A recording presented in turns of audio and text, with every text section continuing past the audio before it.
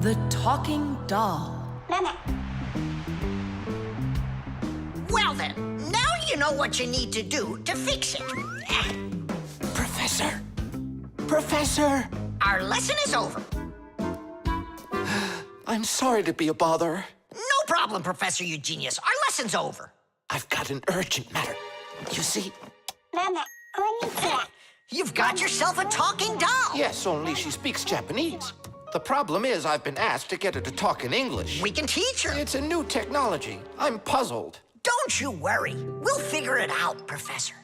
Thank you, my colleague. You're always there when I need it. What would I do without you?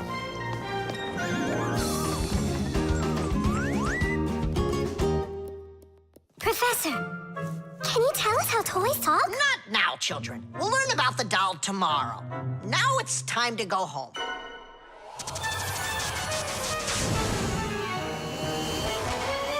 I already know everything about that doll. You do? Changing her voice is so easy that anyone can do it. How? Here, come, I'll show you.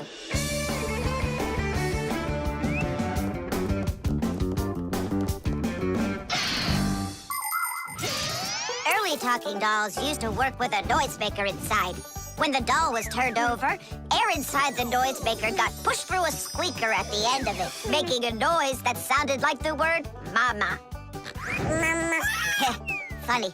Today, the noises are recorded onto an electronic chip that's part of a little player inside of the doll. Just press a button, and the sounds start playing. So now dolls can say much more than just mommy or daddy. They can say anything at all.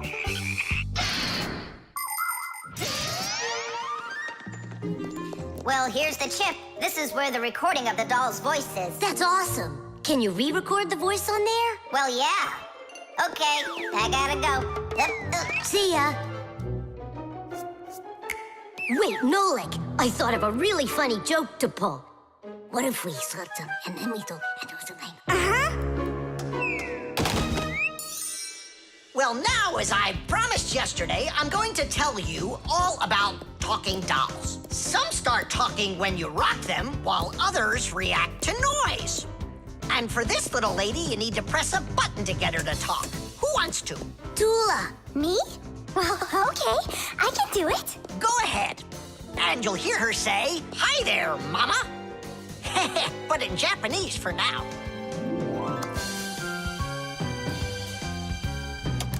Toola?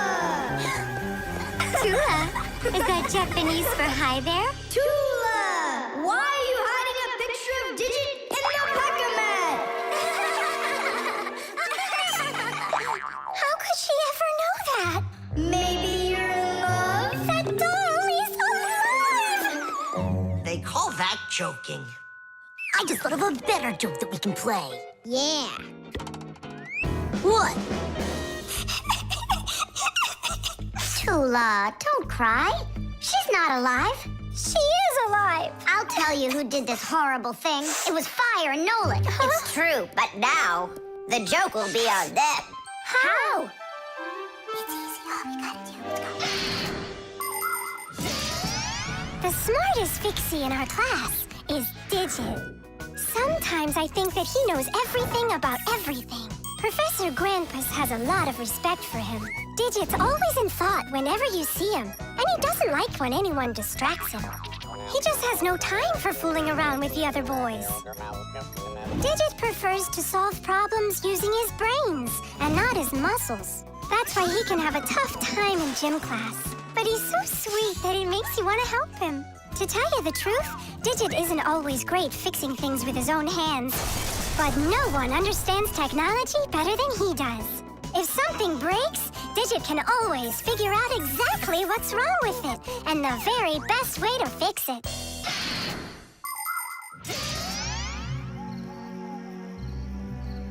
We're gonna make it even funnier this time. You came back? What? You troublemakers. Now I'll show you what happens to bad boys who hurt girls' feelings. Oh, you got scared. Who's crying now, huh? They probably thought that the doll came to life. You know what, Digit? I just started thinking that it might be better if were alive. You know, Toola, you sure are hard to please. GPS.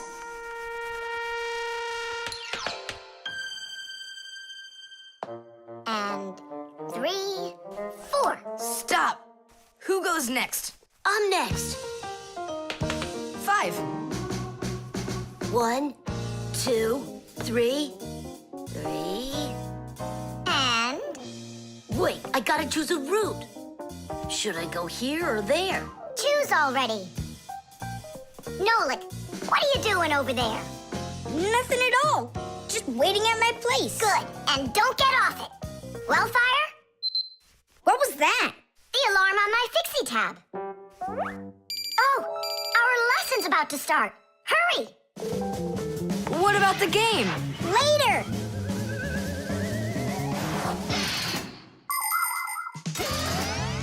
As soon as young Fixies enter their first year of Fixie school, everyone gets their own Fixie tab. It's a little computer that can do anything at all. Well, almost anything at all. Studying with a Fixie tab is fantastic. You can read it just like a book and write in it just like writing in a notebook. You can use a Fixie tab to listen to music, watch movies, find your way around, and talk, text, and send letters to your friends. And if you want, you can use a Fixie tab to go on to the internet that humans use, or you can visit the secret Fixie internet, where you can find news about the world of the Fixies. And Fixie tabs have games on them, too. Of course, these games can be a lot of fun, but you shouldn't play games until your homework is all done. Faster, or we'll be late! I know a shortcut we can use. This way.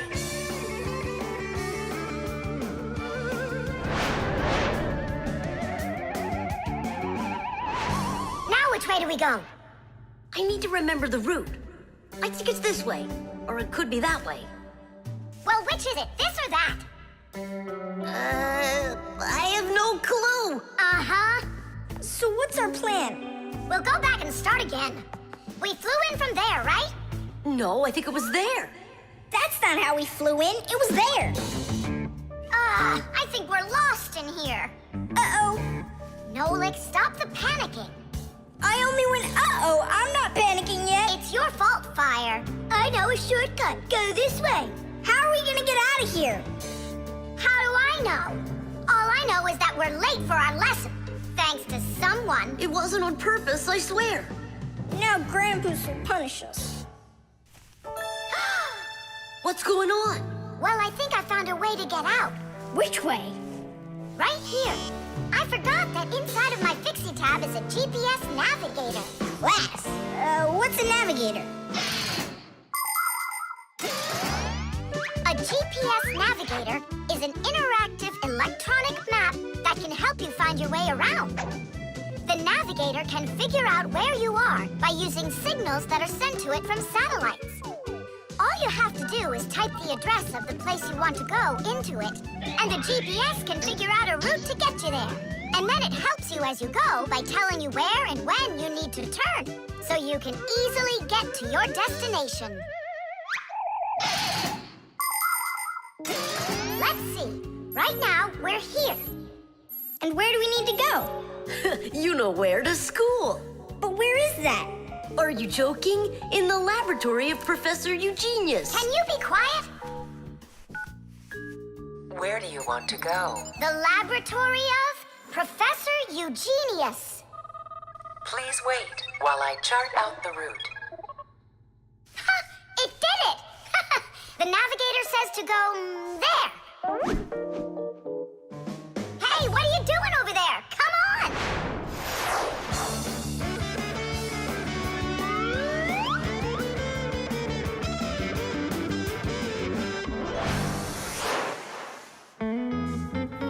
And if you happen to go off route, the navigator will give you a different way to... Well, you finally made it. Unfortunately, you missed an important lesson today. We got lost. Forgive us. In case you're wondering, we were studying navigators. And you know what? We just used a navigator to get here. Yeah, it showed us the way we had to go. Well, that's certainly quite lucky for you, because now you don't get an F. But from now on, kids, you have to get here on time. I promise you that. 'Cause now we know where to get our shortcuts from. The camera.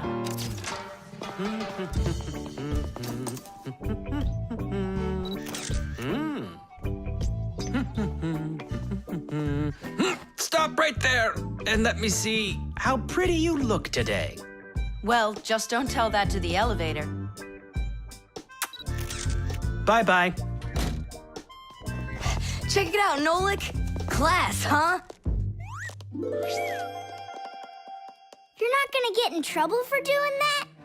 No. My dad gave me permission to take a few pictures with this camera. No, I mean the picture. You're sure that your mom and dad will like that you took it without asking for permission? But look, what a good picture. You know what, Tom Thomas? You're like a regular paparazzi or something. Paparazzi? They're the ones that take one photo and get millions, aren't they? You're right. And don't care about anyone except their photo paparazzis. Did you ever wonder how a photo camera works? Let's say you want to take a picture of nature. The light that's outside goes into the camera's lens. That's the glass eye on the front of the camera. The lens takes the light from the scene outside the camera and turns it into a tiny picture that's inside the camera. Then the picture is recorded onto a special electronic sensor called a matrix that's sensitive to light. Click, and there's your photo. What a great idea. Now I know. I'm going to be a paparazzi. Hey, what about your promise? What promise? To never take a picture of us. We're a secret. Stop. Hey, relax. I'll delete them all later. Tom Thomas, stop this right now. I won't until I get a photo of you. Nolik, let's run. You can't run from me.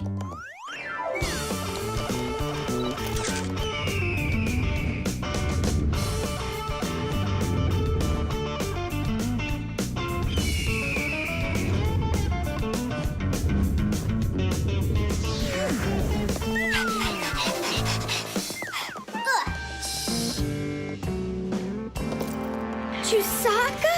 Aha! I've gotcha. The story of the century. The monster and its prey.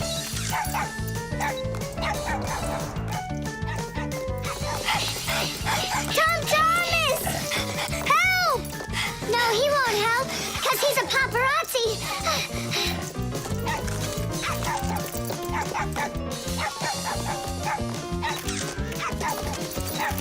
Yes! I got it! That's my best photo yet! What's all this noise about? Awesome shot! The first cameras were invented almost 200 years ago, but they worked very slowly. If you wanted to have your portrait taken, you'd have to sit still for a whole hour. After film was invented, cameras got much faster, and it became possible to take about 10 pictures a minute. On a piece of film, everything appears to be backwards. Black parts of the picture are white, and the white is black.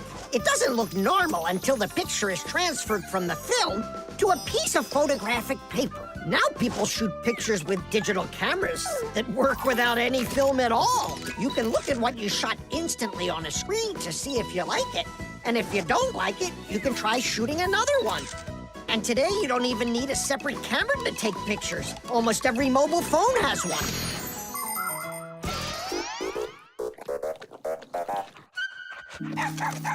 Simka and Nolik, are you in there? Hey, come out. I'll stop shooting photos of you. Aren't we friends? I'm sorry, guys. Well, your friends were almost eaten alive by a dog. Please forgive me. Want to look at the photos I took? Sure, go on. Show us what you got. We're not in that shot. We're not there either. Ha! Well done there, paparazzi. Hang on a sec. I still got another one, and you're in it. I know for sure. Look! I'm zooming in. It's impossible. I don't believe it. It's possible. But when did you have time to turn into screws? The same time you were pushing the button. When we're scared, we can change faster than the blink of an eye. You lost. Paparazzi. And what are you gonna do with your millions, Mr. Paparazzi? Would you please stop calling me that? You got it, after every one of those photos is thrown away. All right, I'll delete them. And do I have to delete this one too? No, keep it. It's a great shot. I never even saw you take it.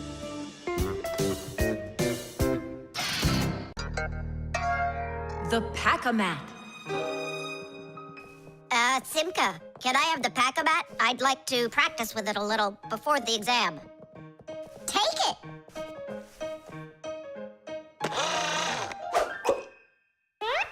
You're really good with that thing. Good. I couldn't be any worse with it. I wanted a vacuum cleaner. Actually, you were pretty close there.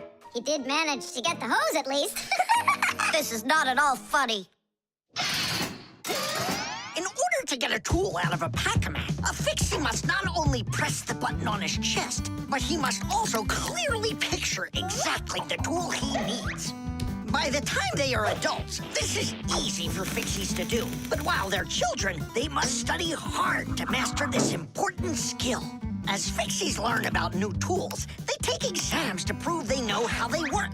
And if they pass an exam, the new tool is added to their Pack-A-Mats. And there's no end to what you can find inside. Screwdrivers, hammers, ladders, vacuums, and even soldering irons. But many of the tools that Fixies use look quite different from the ones that humans have. And the reason for this is very simple. It's because Fixies have to fix appliances that are much bigger than they are. I just wish I knew which tool was gonna be on that exam. I got it! You just stay right here.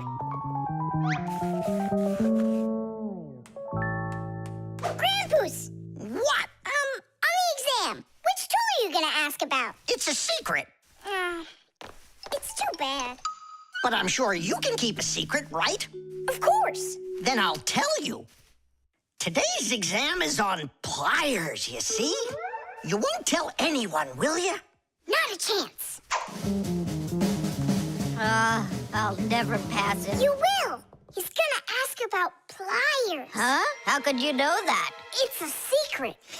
Okay, Digit. See if you can get the pliers out of there. A pair of pliers is a great tool indeed.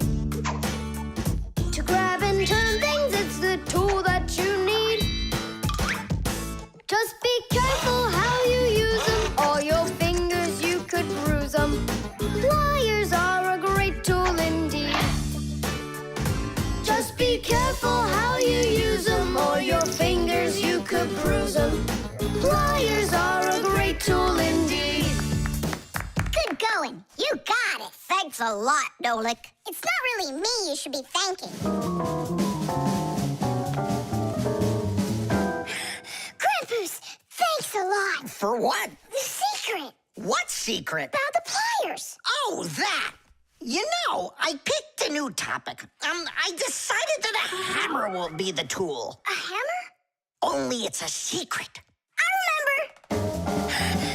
The topic got changed. It's a hammer. You sure about that? Totally. All right, I'll try to do it.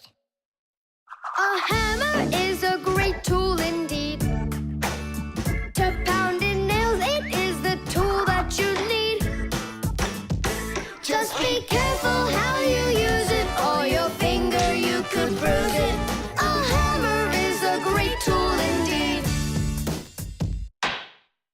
Super. I'm sure you're gonna pass. That's only if he asks me about a hammer. I'll be right back. Grandpoos, it's a hammer for sure? Nah. A hammer would be way too easy for those kids. So now it is a drill. A drill? But only... It's a secret! Now I know.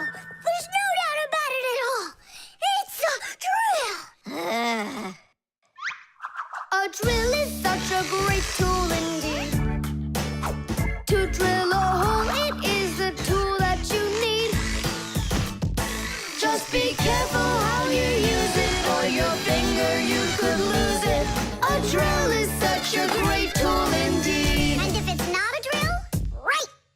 hammers, wrenches, drills, screwdrivers, vices, mallets, saws, and pliers. All of these are super duper great tools, yes indeed.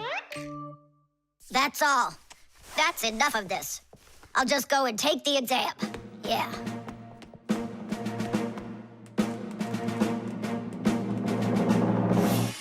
Digit, come on in.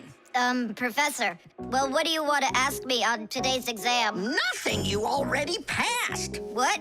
You mean you're not going to ask me anything at all? No need. You're excellent at getting tools out of a pack-a-mat. But how could you know that? That's a secret. And we Fixies sure know how to keep secrets. Friction.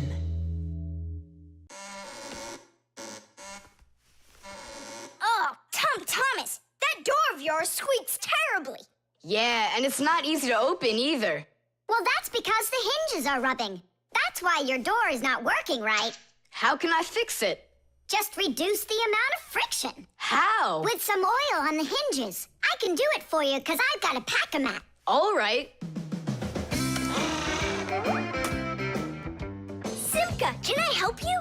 Sure you can. Wear the pack-a-mat, all right? Friction is the force that tries to stop something from sliding or rubbing smoothly against something else. Rubbing can make things wear out quickly if there's a lot of friction. If you want less friction, you need to put something on the parts that rub against each other, like oil. There are special kinds of grease used to keep clocks and wheels turning smoothly. And for skis, a special kind of wax can be used to make them go even faster.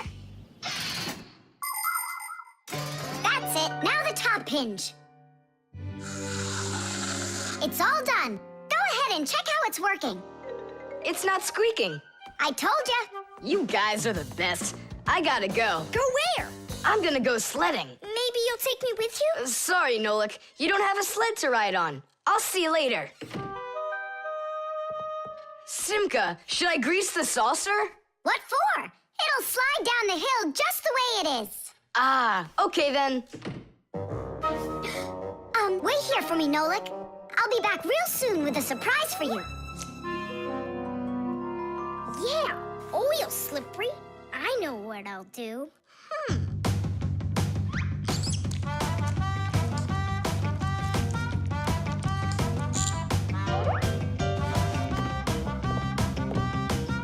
Wow! Talk about no friction!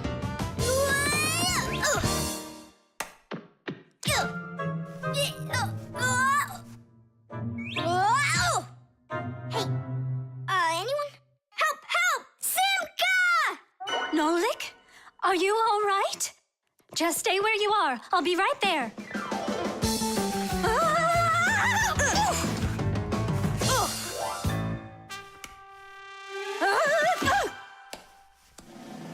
Papoose! Help us, please!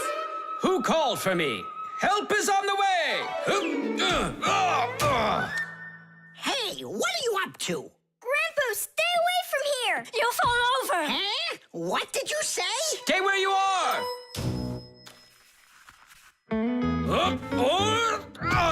What happened here?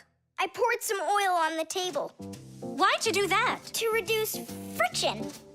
That's brilliant. Nobody move! I know exactly what to do.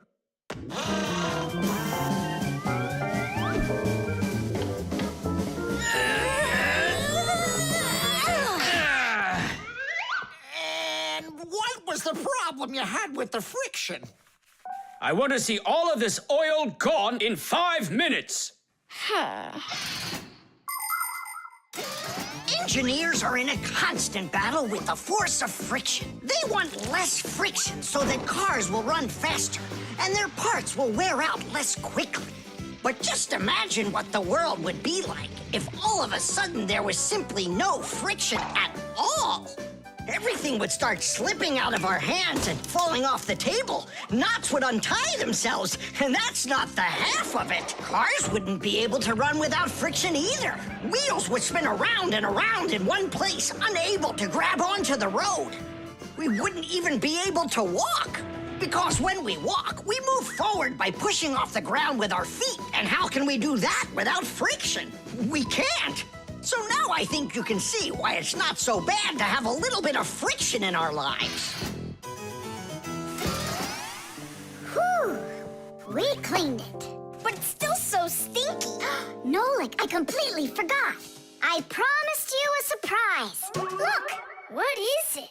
I made you your very own saucer for sledding. Oh, that's great. Only, what good is this thing without snow? Nolik, hey! Look what I've got for you. Snow? Yeah. Is it real snow? Really? Yep. Now you've got your very own hill to sled on. This is great! What an awesome surprise! And you don't need oil to make it go quickly. Yeehaw! The globe. Ready? Set? Go!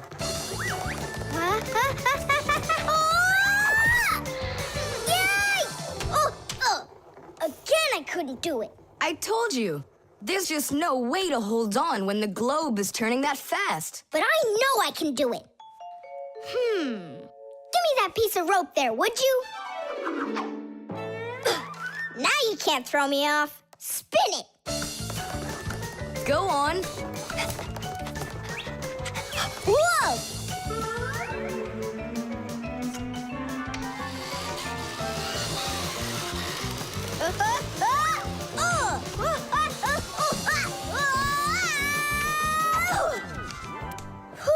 What you doing? Trying to learn a bit about the Earth's gravity? That's a globe, not the Earth. Well, a globe's a model of the Earth, isn't it? Hey, come on, Simka. The globe looks like a ball, but the Earth is flat. We walk on it. The Earth also looks like a ball. It's just a very, very big one. It's not true. If the Earth is really round like you say, then it would throw people right off of it, like the globe does to me. No, it's just that the Earth pulls everyone towards it. Are you sure? The planet that we live on, the Earth, is a huge sphere. The Earth revolves around the sun, and the moon revolves around the Earth. Do you know why they don't fly away from each other? It's because of a force called gravity that pulls all objects towards each other. The heavier the object, the stronger its pull. That's why people, rocks, air, and water get pulled towards the Earth instead of floating up into space. Thanks to gravity, we are able to walk on the Earth. Then why doesn't the globe pull on me like the Earth does? Because this globe is very light. Compared to the Earth, this globe is like millions of billions of times lighter. Compared to the Earth, we're specks of dust. He's right. Look, a speck of dust. It sticks to the globe like we stick to the Earth. Oh, come on. It's just because no one's turning it. But the Earth's spinning and we stick to it. What? I just don't believe you. There's just no way the Earth is spinning. You've really got no idea how the days all turn into the nights, do you? Do too. It's because the sun goes up and then sets.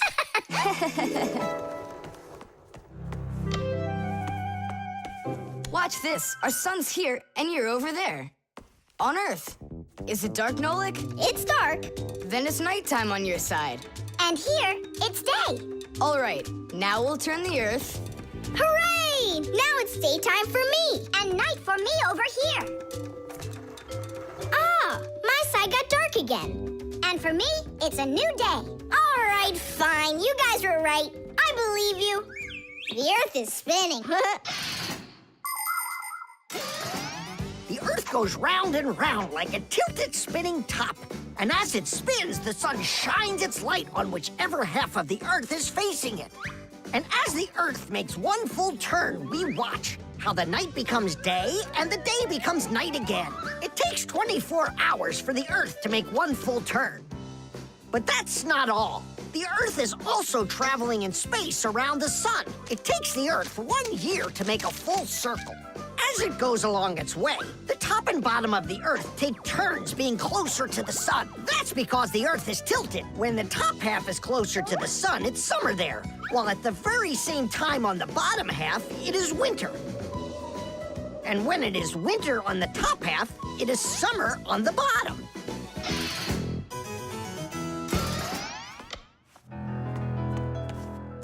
Nolik, Nolik, where are you? I'm not sure. Somewhere in Kazakhstan.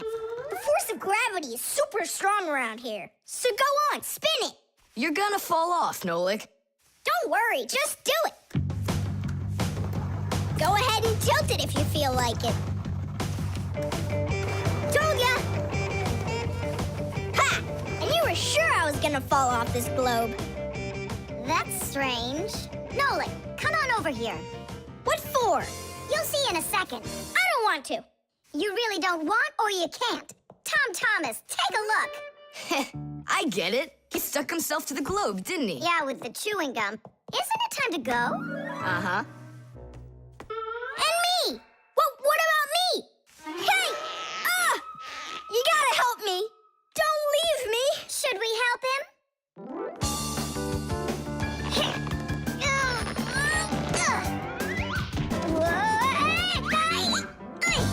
I never would have thunk it, but the pull of chewing gum is even stronger than the Earth's gravity.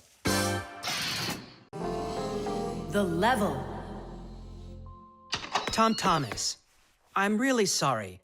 The movie this weekend, I have to cancel. You do? I need to go to Africa for work. I leave tomorrow. Oh, cool. You think I could go with you? To Africa? Can you even find it on the map? Africa. Here we go. No, you're still too little. When you grow as tall as the top of Africa, then I'll take you with me.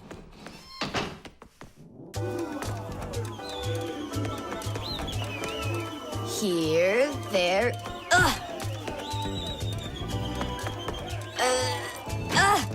Tom Thomas, what you doing down there? I want to know if I'm as tall as the top of Africa or not. Well, do you know your height?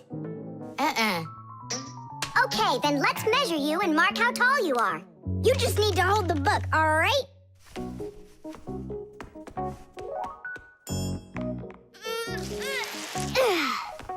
Simka, how do we measure what's higher? The top of Africa or this line over here?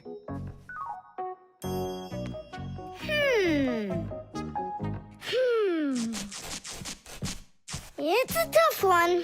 We need a piece of flexible, clear tubing. Oh, I can get it for you. I know where it is. And we'll build a simple tool to find out the answer. It's called a water level. Let's do an experiment. First, we'll pour water into 2 bottles. A little bit more into one and a little less into the other. Now we'll connect them with a tube so that the water can flow between them. You see? The water flows and flows. And then it stops. It stops when there's the same amount of water inside of both bottles. And if we do this with a simple tube, it becomes a useful tool called a water level, in which the water on both sides is always the same height.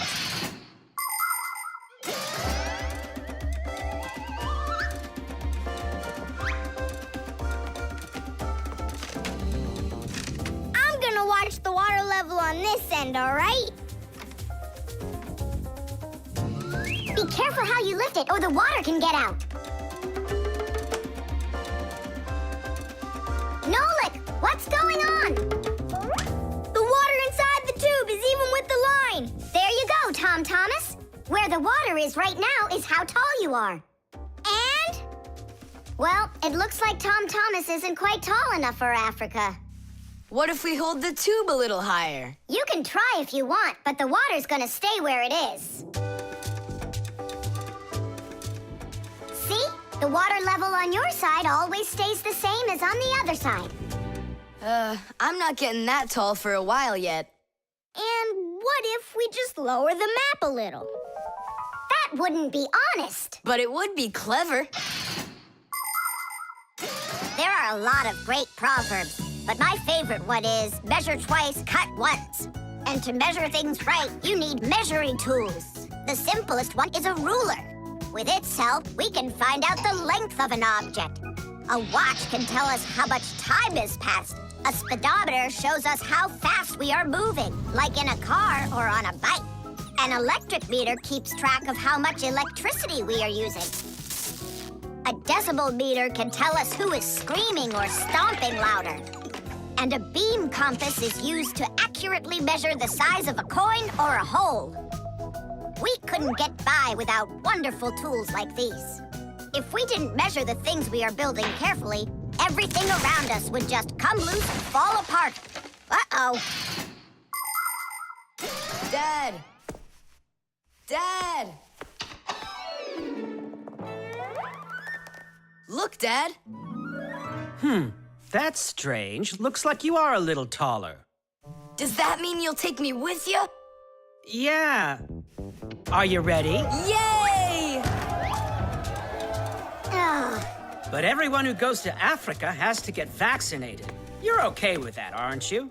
I need vaccinations to go. Are you sure? Yeah, there's one against malaria, tsetse fly, crocodile bites. Altogether, there are 10 shots. 10 shots? Yeah, 10. Oh. Dad, you know, I was joking. After you left the room, I moved the map down. Okay, I see. And I was joking about all those shots you need. What? You mean you don't need to get shots? You gotta, just not 10. So how many? 9 of them. There's no vaccination anywhere to stop a crocodile from biting you. The chain reaction. Tom Thomas, what you doing? Nolik, leave me alone. No, really. What is that? Quit distracting me, will you? Nolik, look at what you've done. I? It's all because you wouldn't quit it. Wouldn't quit what? I was struggling with that thing for half an hour and you ruined it. Ugh.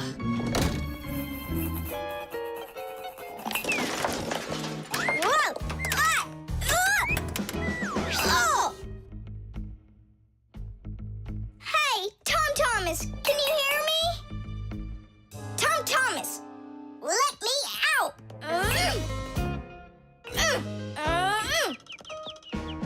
Nolik, is that you banging? Yeah. And how did you end up in there? None of your business. Why are you so rude to me? 'Cause I feel like it.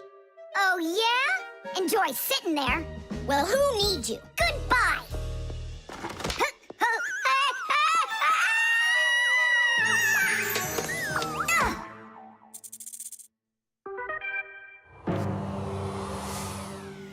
Oh, Simka, what happened to you? Did you bang yourself? And so what? Does it hurt? Leave me alone, Toola. You always have to be fussing over everybody.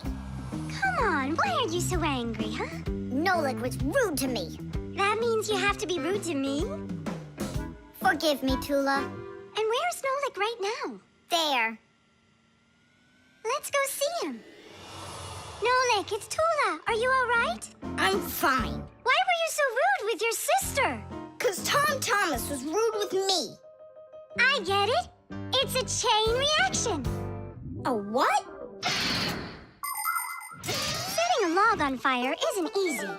But it's easy to light a match. Use the match to light kindling, the kindling to light a twig, and the twig to light the log.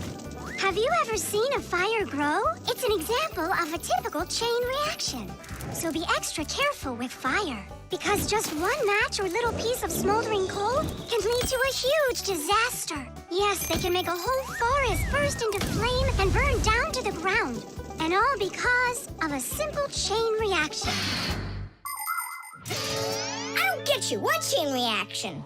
What do you mean, Nolik? Tom Thomas was rude to you, then you were rude to Simka, then Simka was rude with me. So there it is, a chain reaction. Yeah, and the rudeness was like a little spark. It just spread and spread and spread like a forest fire. Will you forgive me, Simka? Yeah, all right. I've got an idea. Why don't we try starting our very own chain reaction the other way around? What do you mean? Well, instead of spreading angry and rude feelings, we could spread happiness. But how? It's simple. All we need to do is smile and say nice things to each other. What a great idea! We could work together and fix Tom Thomas's mood. And I know how. Come help me pick up this domino, will you?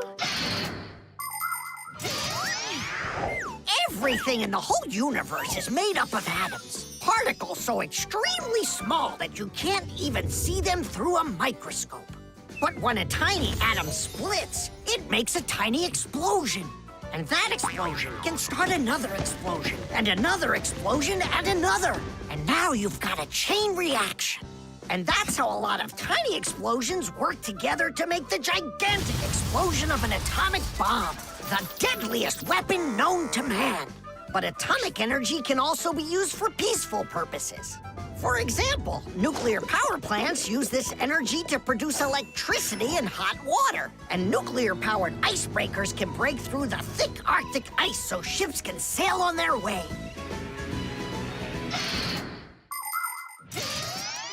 There, all done. Nolik, bring him in. And now we're gonna teach Tom Thomas how a chain reaction can work to make you feel really good. He's coming. On your marks, now. What's going on? No, really? Tom Thomas, watch this.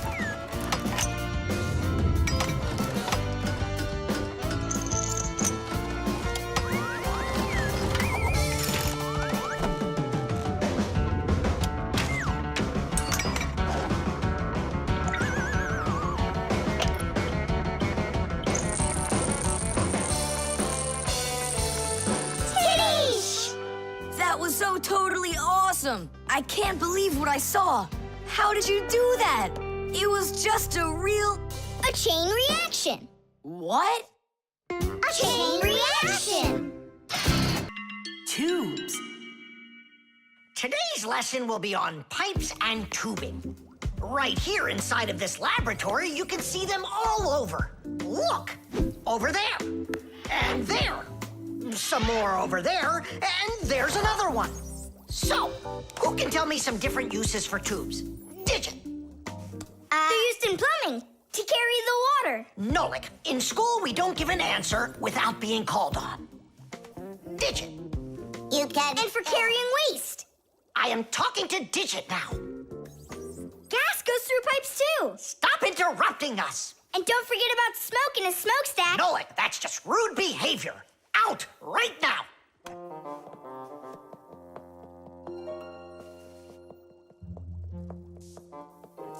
All right. And a shower hose, that's also a tube, right? I told you to get out. Yikes! And a vacuum cleaner's got one too. And those spyglasses that pirates use when they're sailing. Hey, what do you say we all go and sneak out of here? Great idea. Let him call out to himself. Shh. And a trumpet's a tube that you blow through.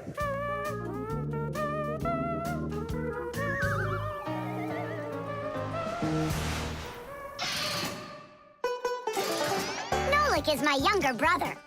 There's a lot he still doesn't know, but that doesn't stop him from getting involved in things he probably shouldn't.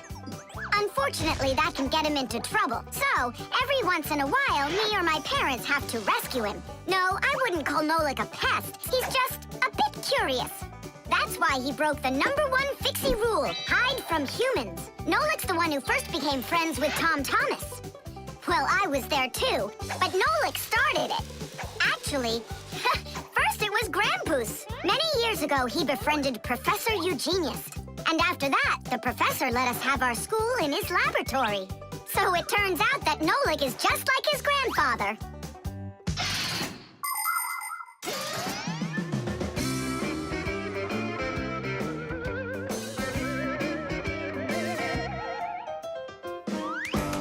Digit, go on then. Tubes are, Wow! Just look at all the tubes in here. There's rubber ones and glass ones that are curvy. Oh yeah, pens. Parts of them are tubes too. He stopped talking. He ran out of ideas. And those tube slides at the water park. The barrel of a rifle and the shell of a bullet. Those are tubes. Oh, there's a tube with a serious crack. And it's also dripping and hissing. It's dripping? Where? How can I show you when you kicked me out of class? What's going on? Take a look. That tube up there is leaking. That's acid dripping out. Is that dangerous? It's awful. Any second now, it'll explode. Where did Professor went to eat a sandwich. So what do we do? It's a disaster. Don't panic. Fire, Verda. Go to that hose and shut off that valve. Simka, go get a pack-a-mat. We'll fix this pipe ourselves. It's very important to be sure that a pipe won't leak. But making pipes that won't leak isn't so easy. Pipes can be made by rolling up a sheet of metal and sealing it up.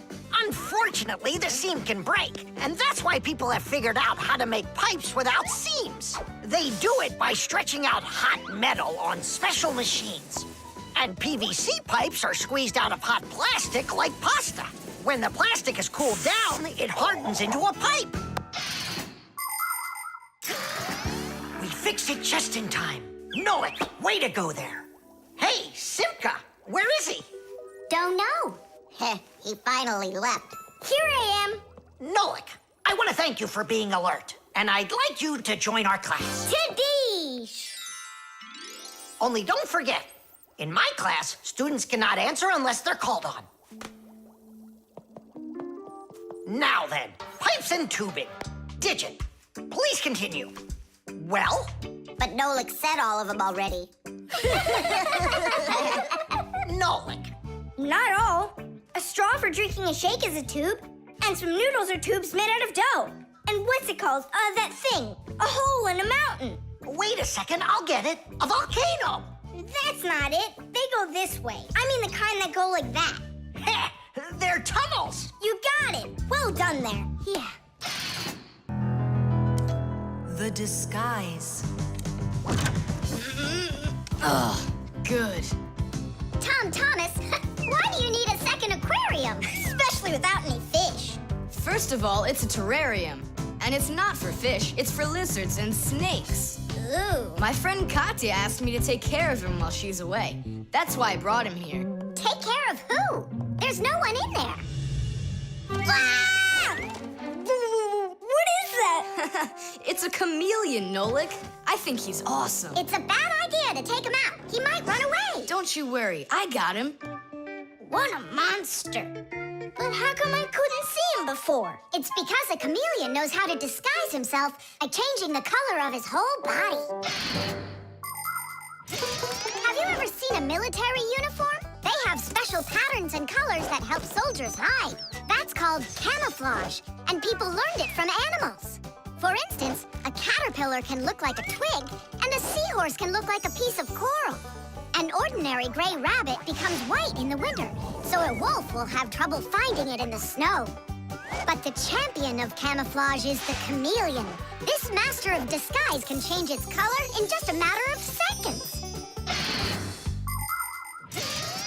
Hey, Tom Thomas, where'd your chameleon go? Oh, it disappeared. It didn't disappear, it camouflaged. He won't hide for long. Let's find him.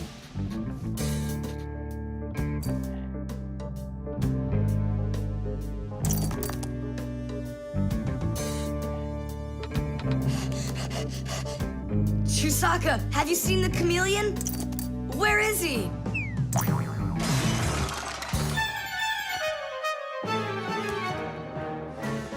Do you see him?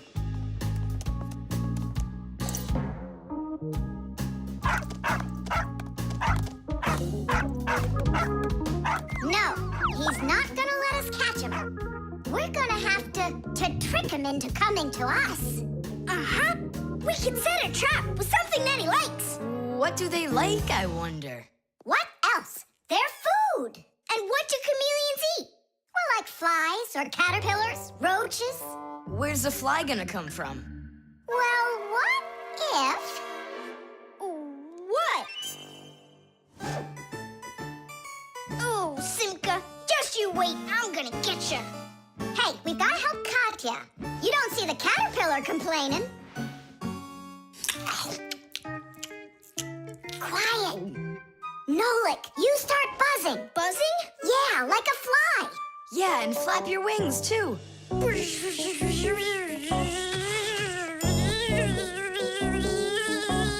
Simka, how long do I gotta keep doing this? Until the chameleon shows himself.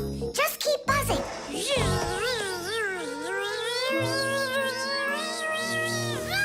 Tom Thomas, there he is. Grab him.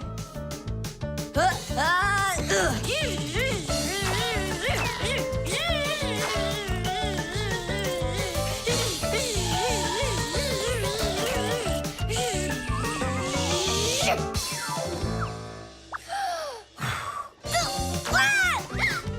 go of my brother! Tom Thomas! Quickly! I've got a hold of him!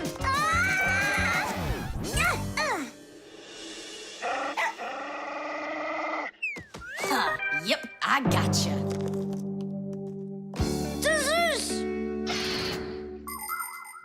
In the army, they use camouflage all the time. They use nets that look like bushes, paint their tanks in colors that make them blend into their surroundings, and even fly in special planes that can't be seen by radar. They do everything they can to disguise their location. But it's not just the army that uses disguises. Photographers camouflage themselves to take pictures of wild animals. People use makeup to camouflage their blemishes. And artists, they disguise old walls with bright, happy pictures. And people just love to put on masquerade parties where they disguise themselves in costumes and masks. And of course, Fixies have their own great disguise. Remember? Well, what is it? Now he won't run away. So, Mr. Master of Disguise, what are you gonna say now? If only I could disguise myself that well. Nolik, what are you talking about? You know how to disguise yourself 100 times better than him. Ah, you're right. Hey, chameleon, look and learn. Here's a real disguise.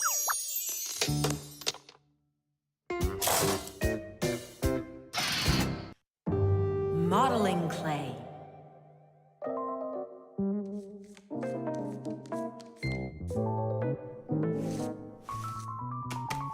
All done.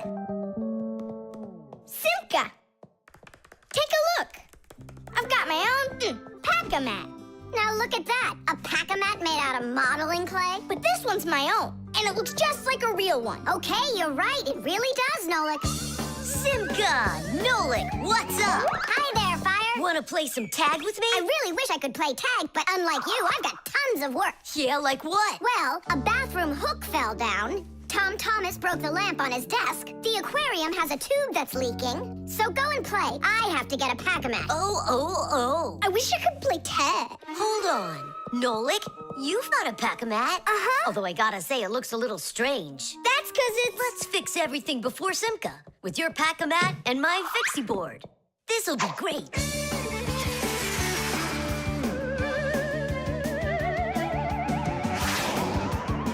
So where is that hook that fell down? All right.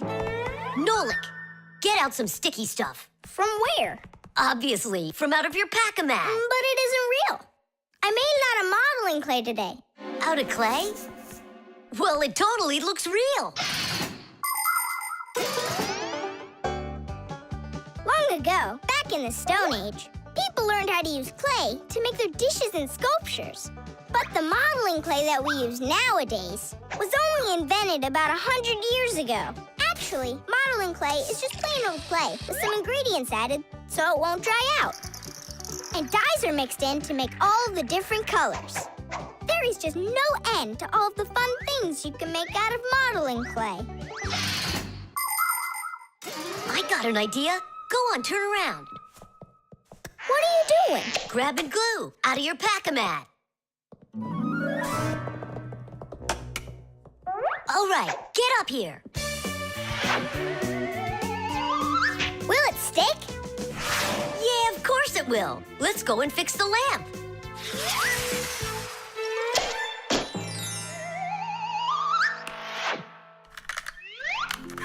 We can't fix this without a real pack-a-mat. Yours will work just fine.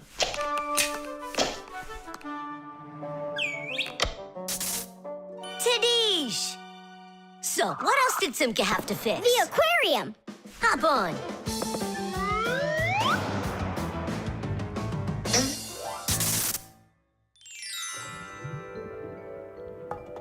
Well, where's that leaky tube? Here, it's leaking at the joint. Yeah, this tube is gonna need a lot of modeling clay. Give me the rest of your pack-a-mat. Sure. And here's a souvenir. They're all done. What's all done? We already fixed everything. And what did you fix it with? Modeling clay. Ha! Modeling clay isn't gonna hold anything. Well, I say it will. Wanna bet? All right.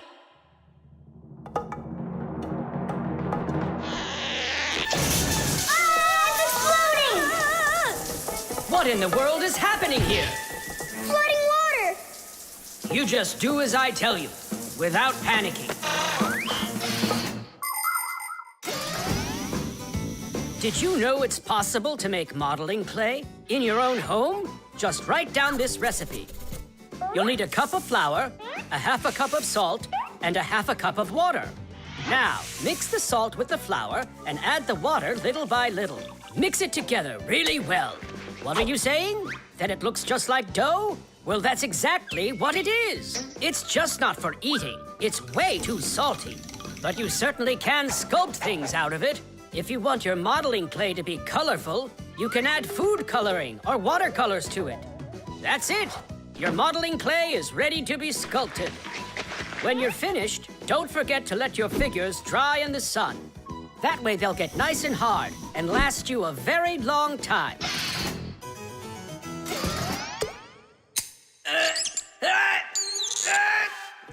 Phew. We almost didn't make it. And did you fix the lamp with that modeling clay?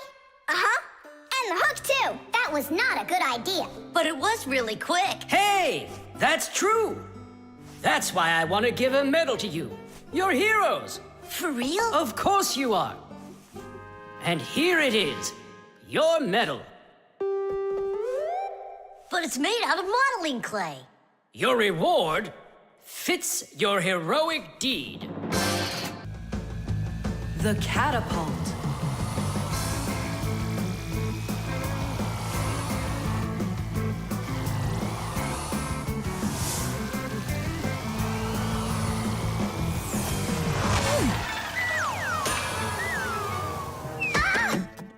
What was that, huh? Strange. Tom Thomas isn't here. There's no way these toy soldiers could have shot it themselves. Now that was a good shot. It wasn't real long, and not high either. And off target. It was pretty awful. It was good, but awful. I got it. So what do we do? We need to raise it up a little higher. Hey, Fire, Nolik, why in the world would you shoot at a Fixie?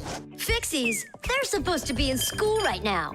Actually, I'm on my way to school. How about you, Fire? Why aren't you in class? Because there it's totally boring. But here, look at what a cool shooter we found. Ha! What did you call it? You've got no idea what this is. It's called a catapult, guys. A cat with gold eyes? It isn't a cat with gold eyes. It's a catapult, guys. Catapults are ancient propulsion machines. They were used to shoot stones, heavy arrows, or barrels with burning tar. The main part of the catapult is a special piece of rope. It is twisted very, very tightly like a spring. The rope is then wrapped around a big spoon. And then, if you pull the spoon back, put a stone in it, and let it go, the catapult fires a shot. Ooh, and the stone flies far, far away. Uh-huh. All right, so here we go. Ha! Came up short. What do you mean short? What are you aiming at? You'll see. The spoon needs to go further back. Just a little. Guys, you're gonna break the glass. Nolik, now push. All right. Yes, right on target. Now let's fly out into space. Wait, what space? What kind of flying? Who's gonna fly? I'm gonna fly. Right out the window. Right up to the moon. First fixin' onto the world, Nolik. Are you ready for your flight into space? Yes, sir. Nolik, get out of the spoon now. I'll be the first Fixie on the moon. Yeah. Nolik, enough of this. What kind of joke is this? It's not a joke at all. He's gonna fly into space. And how come it's not you? Because he's lighter. Hold on! Humans didn't go straight into space themselves. They sent dogs out there first. Nah, Chusaka's not gonna fit in here. Simka, why don't you go and let us finish? Fine, I will go. But only after Nolik finds himself a helmet. You're right about that. I'll go find a helmet.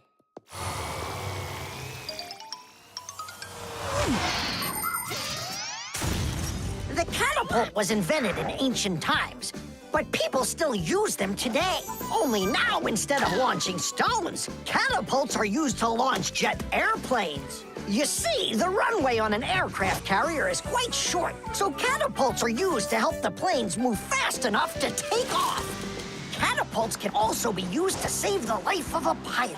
When an airplane has an accident, a catapult activates in the cabin. The pilot is shot into the sky and comes back to the ground with a parachute. A plain old slingshot is also a kind of catapult. It's just a very little one. But be careful with this toy. It can be dangerous to others and to you too. As for us Fixies, the only time that we use catapults is on a peaceful mission. Habus, hurry! Our Nolik's getting shot to the moon with a catapult! What? And if I meet new Fixies up there, what should I say to them? Hi there. And you can ask them to launch you back. So, Let's do it! Fire! Launch it! Stop! Don't! Simka! Nolik! I'm not getting out!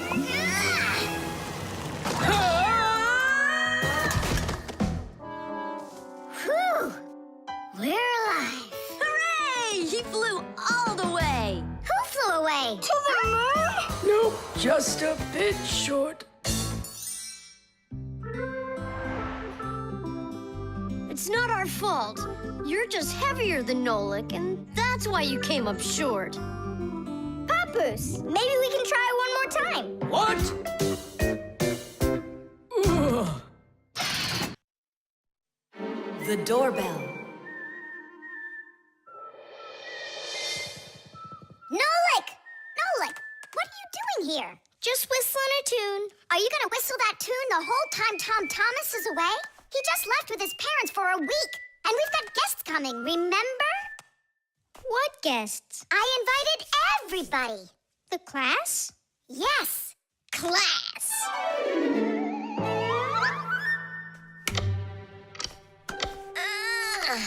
Are they sleeping in there what, huh? First they invite us, and now they don't want to let us in? I'll share the present with you then. Fire. Maybe you'll get it to work now. When they get here, they'll ring the bell. How come? Why don't they just do what they always do and climb through the keyhole? No way. It's not that simple, Nolik. Today they're our guests. Ah. The guests ring the bell, and the hosts let them in the house. It doesn't ring. You think the doorbell's broken? I say we go fix it. Before we fix anything, we need to know what went wrong with it. First we'll fix it, and then we'll know what it was. Back in the olden days, people would hang a bell over their doors with a string, and guests would tug on it to make it ring. Today, doorbells are electric, and they make all sorts of different sounds. Some buzz, some ring, and some even chirp like birds. The sound comes from a box inside the house called a chime. To make the chime ring, you push a button that's located outside. The button works just like a light switch, but instead of turning on light, it turns on sound. Verda, will you join me? Whoop! I gotta think about this. Yeah. Simka! You think your guests are gonna come at all? Simka! Toola? Hey! The doorbell doesn't work! It must be broken! That's odd. We heard it ring this morning. Nolik, let's go. First, we'll examine the contacts. Yep, good and tight. Okay, let's check the speaker. Huh, the speaker's fine. Maybe the electronics are the problem. And what if we disconnect these wires and switch them? What'll that do? We'll know soon enough.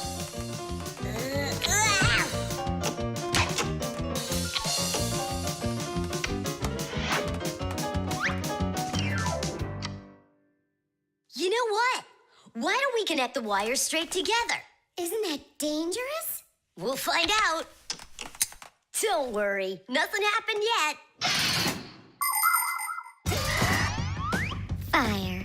He's the engine of our class. He's the fastest, the nimblest, and the bravest. Fire never sits still for a second, and he's always looking for adventure. New ideas just burn in his head. And that's why his name is Fire. But not all of his ideas are very good, so he's constantly getting bumps and bruises. He just can't help getting carried away. If he's burning with an idea, he can even forget about his classes at school. Grampus punishes him for that. But it doesn't seem to bother Fire, because some new plan will pop into his head the very next second. To be honest, Fire's my favorite out of all the boys in our class. It's sure never boring when he's around. Hey, you down there. I figured out why it's not working. So what's the reason? There's no electricity in the whole house, so that's why the bell isn't working. And what? We can't visit like real guests do until the electricity comes back? And when will it work again? Don't know. It could possibly take hours, guys. Oh, it's working again. Ah! Enough ringing! Hey, Fire, quit fooling around! He's not fooling around. It's not me, see? Then who's ringing it? I don't know. Well, I know. The doorbell's ringing because Fire connected the wires together. True, but I'll fix that right now. Ha! Your guests sure are noisy. Yeah, thank goodness the humans aren't home right now. Hello? Hello there, dear guests. Let yourself into our home through the keyhole. So, should we go in? Go where? Go inside. Nah, that's not how guests act. So what do we do? Real guests always ring the bell. Okay, hold me tight. Hup. The team. The first period is almost over. Tom Thomas's team is leading 2-0. There's no getting around the difference in class. Simka, pass to me!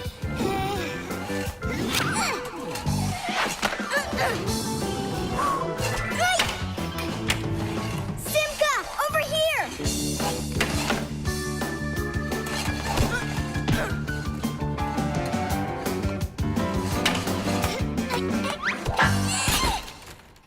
Goal! 3-0. And that's the end of the period. Time for the teams to take a break. This isn't a fair game. There's 6 of these guys and only 2 of us. Go ahead and call your classmates. I'll still outscore you. You sure about that?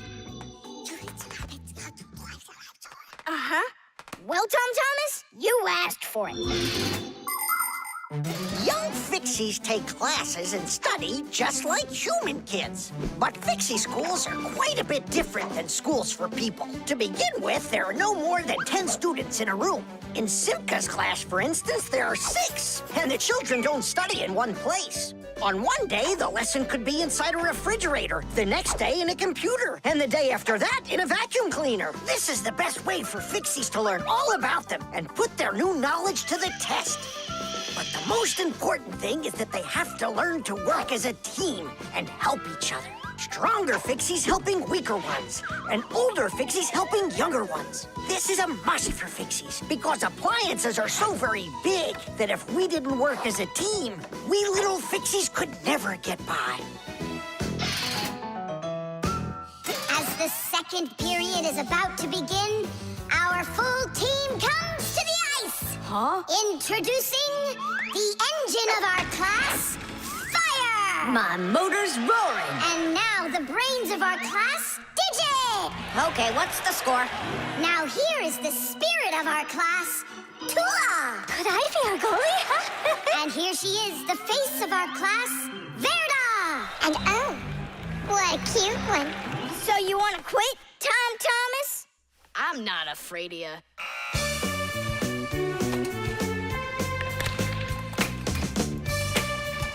Nolik, pass!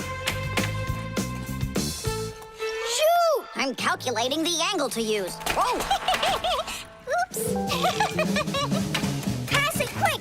Ugh. Quit sleeping! If you're gonna scream at me, I'm not going to play at all. Wow, that's some team you got there. Ah!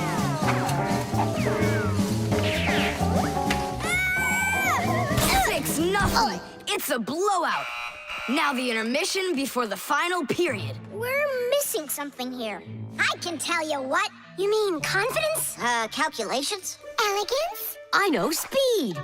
What's missing here's teamwork. Simka, you're right. It's one for all and all for one. Then here's what we're gonna do. We got it!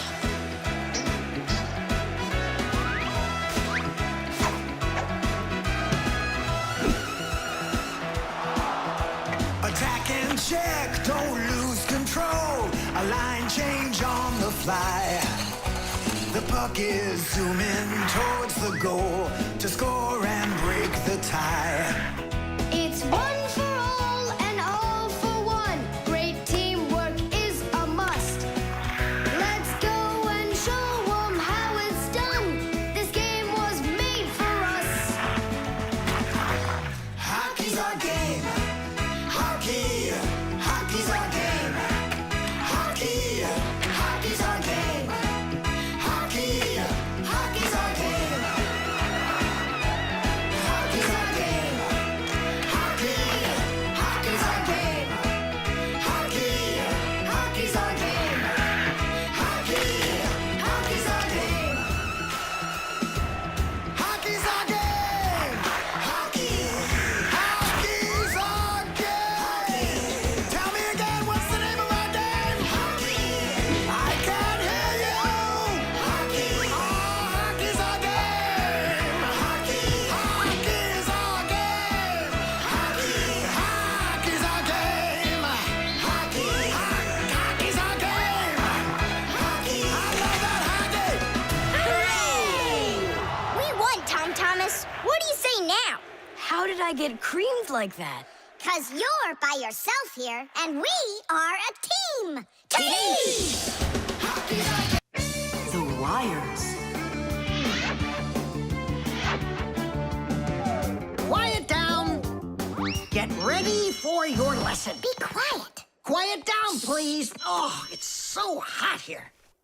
In today's class, we'll learn about... Whoa! What was that, huh? It must have been an earthquake. Yeah, it was an earthquake. Hooray! Sorry there, Professor. Ooh, I have to find an outlet so I can plug in this fan. Ooh, it feels terribly hot. It sure does. Well, keep looking. You'll find one. Now then, where was I? Oh, right. Today... Oh, No, it's impossible. In this whole laboratory, there isn't one free outlet. Look at this. Just pull out one of these wires and then you'll have a free outlet. I can't. I fear I could pull out a plug for something important. Volt himself would get all tangled up in these wires. Whew. Don't worry about it, Professor Eugenius. We'll find a free outlet for you. that's right, my colleague. A cup of tea will do you good, so just go relax. Thank you, my colleague. And as always, I'm eternally grateful.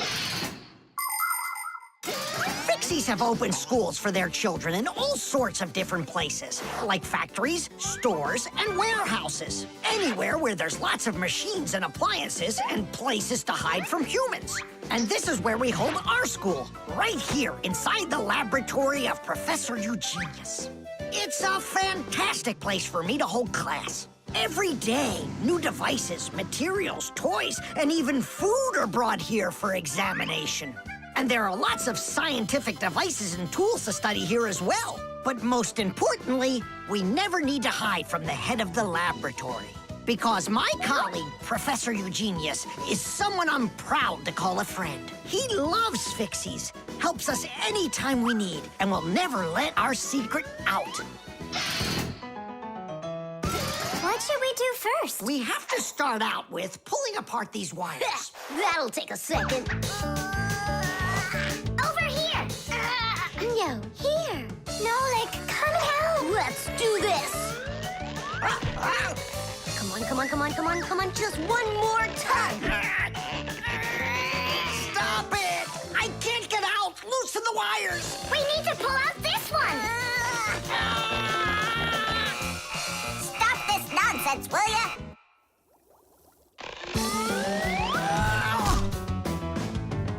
Thank you, Digit.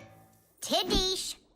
Well, the way I see it, in order to get the knot out that's over here, we need to expand the loop that's over there.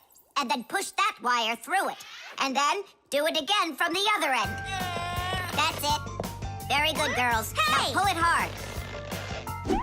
Perfect.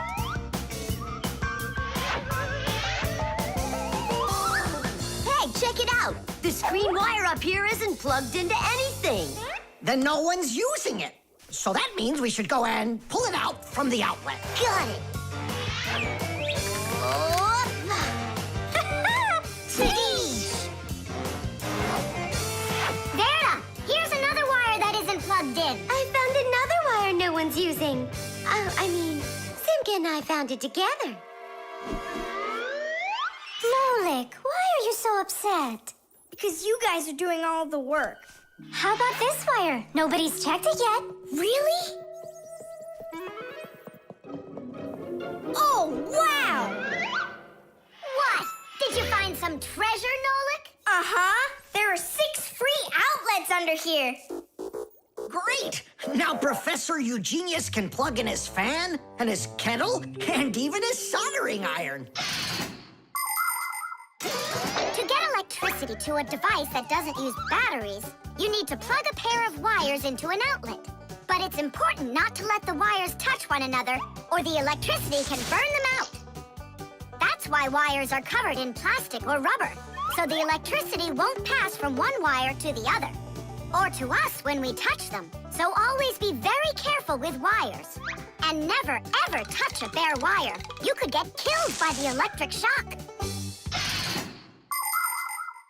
Oh, what would I do without my wonderful friends? Thank you. Sorry. I wanted to... I should go. Go ahead. That's a great idea. And we'll start our class. What were we talking about? All about wires. Well, it looks like our class is over. Time to go play. Nolik's cube. Whoop! Tom Thomas, you'll be late for school if you don't stop. School? Don't you worry. What's he breaking this time? This time, nothing. He's solving a Rubik's Cube, Nolik. Whose cube is it? The Rubik's Cube is the most popular puzzle game in the whole world. It was invented by Professor Rubik from Hungary. A cube has 6 sides on it. And on a Rubik's Cube, each of these sides has 9 squares that are all the same color. You start by mixing up the colors. To solve a Rubik's Cube, you have to turn the pieces, and you keep turning and turning them until each side is one solid color again. For instance, red or yellow or light blue. That's nothing. Hey, Tom Thomas, how long have you been messing around with this cube already? It's been 3 whole days of turning. 3 whole days? We could solve that puzzle in 5 minutes, now couldn't we, Simka? Oh, really? Then go right ahead.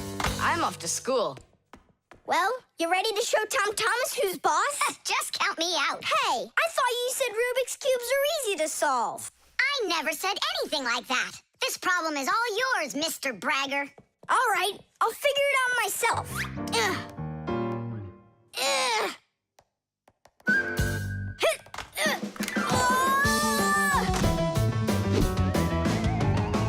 Hey, Nolik. Looks like you've got a problem. Oh, hi, Fire. No, I'm good. Just solving this Rubik's Cube. Yeah? Can I do it with you? What, you can do it? Of course I can. How hard can it be? You'll see for yourself. Try getting all the red squares on one side. Piece of cake. Now hold it tight. Great, I'm with you.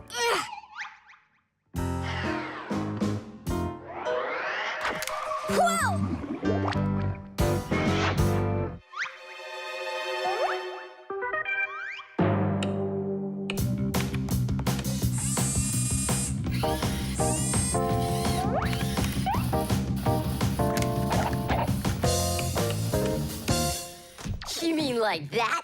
Class. And what about this side? What? This side's gotta be all blue. Okay, let's go fix it.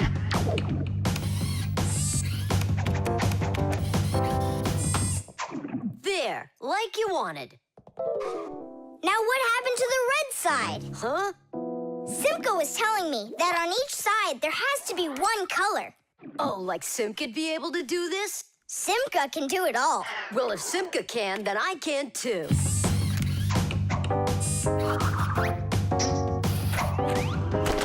Oh! Fire! You busted the cube! I didn't bust it, I took it apart. Now let's put it together. And not just any way, but the right way. Puzzles are toys, games, or problems that force you to use your mind in a clever and creative way. Take a labyrinth, for example. In a labyrinth, the challenge is to find the one way to get through a series of tangled corridors. Another fun puzzle is a jigsaw puzzle. Here, you need to put together a picture out of many little pieces. For this, you need to not only pay attention, but be patient. And there are all sorts of puzzles for the computer. One popular computer puzzle is Tetris. In Tetris, different shapes fall down the screen, and you have to think quickly to get them to line up into rows. And solving puzzles isn't only a great activity for people, it's good for Fixies, too. That's right, puzzles are like exercises for our brain. There, all done. Nolik, you better hurry, 'cause Tom Thomas is on his way home. Hi there, Simka. Just take a look at this. We did it. I can't believe it. How? Oh, it was a piece of cake. Simka, Nolik, I'm back. Well, I'm out of here. Ciao! Woohoo! Wow, you really solved it. It was Nolik. Nolik, you are cool. So how? You see, first you break it apart into all of the pieces, and then you put it all back together. No. That's cheating. You gotta turn the cube, not take it apart. Now I'll solve this cube, honestly. I don't think you can. Why you so sure? I glued it together. How come? So you'll stop straining your brain with it. Now the cube will always be the right way. But if it doesn't turn, it's not a Rubik's Cube. Well, yeah. Now it's a Nolik's cube, right? The stain.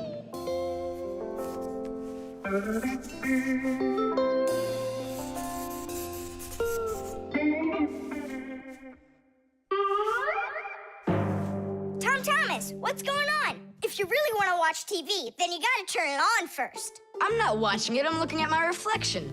I'm working on a self-portrait. And which shelf will you be painting in your shelf portrait? It's not a shelf portrait, it's called a self-portrait. It's when an artist draws or paints a picture of himself. Of himself? Ha! You think you've got muscles like this superhero I see here on this paper? How can I see exactly what my muscles look like? And anyway, let the artist do his work. Tom Thomas, your shirt! There's a spot! Oh no! Wipe it off, quickly! It's even worse, so now what? What we really need is Marcia. Ordinary dirt can be cleaned off with a brush or washed off with water. But there are stains that are not that easy to get rid of. Stains from fruit need to be soaked in hot water first. Blood stains, on the other hand, should never be washed in hot water. You can clean stains from paint or rust as well. Only for those, you'll need to use a special stain remover. But stain removers should only be used with the help of a parent or other adult that knows how to use them safely. Hey, I know a great way to do it. What do you use to get rid of pencil marks? An eraser. Only this shirt isn't paper. And so what? Let's try it. What's the harm? Now I've got 3 colors to get off. New idea. We should paint over it with this correction pen. With whiteout? Yeah! That was a bad idea. Now I got You have to use some water.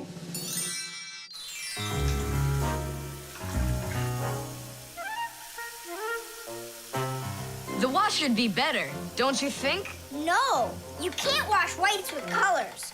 And you've got a white shirt with colors all over it. Then how about if we try some more water? How much more can you use?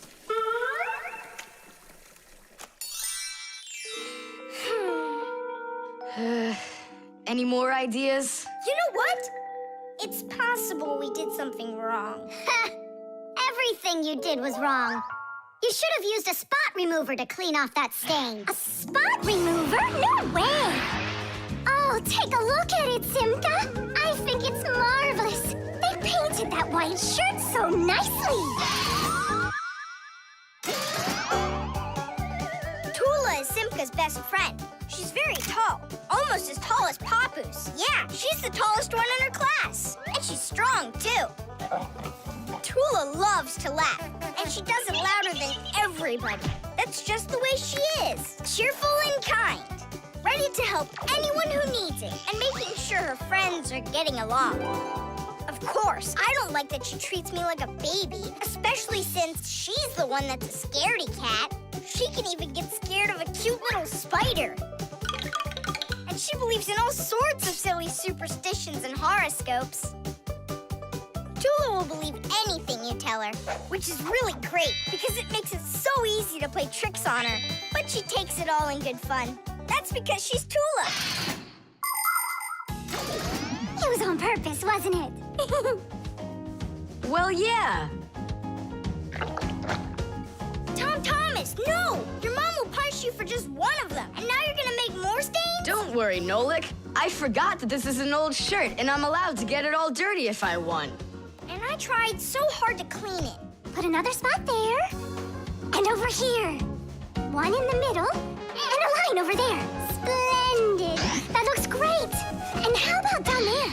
Wow, it's like fireworks. Splendid. There's a name for this style of painting, and properly speaking, it's an abstract painting.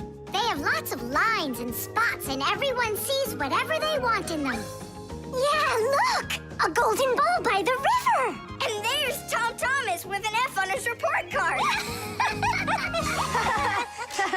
Tom Thomas, what did you do to your room? And your shirt? You know what they call it? It's, abstract art. There's something good in it.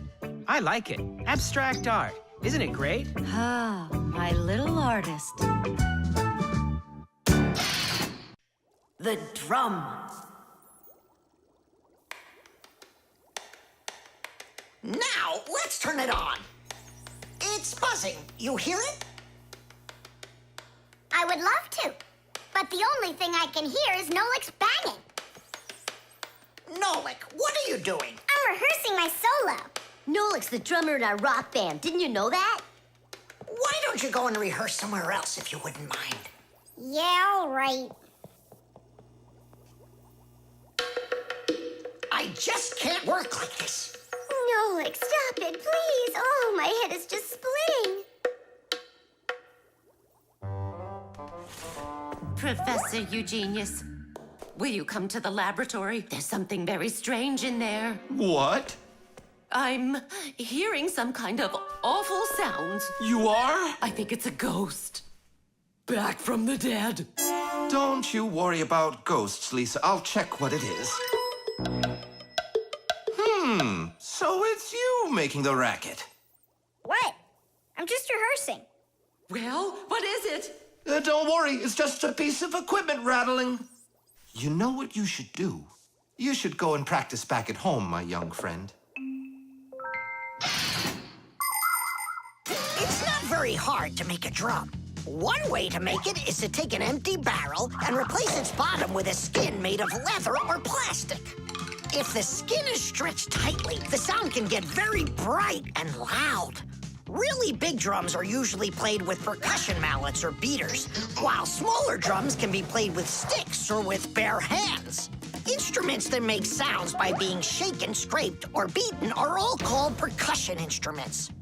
There are lots of different percussion instruments, like the small hand drums that are called bongos, big shakers with handles called maracas, cymbals made out of metal. Now those really make a lot of noise. And there's tambourines, ratchets, and even spoons. That's right! People can make music using spoons as a percussion instrument.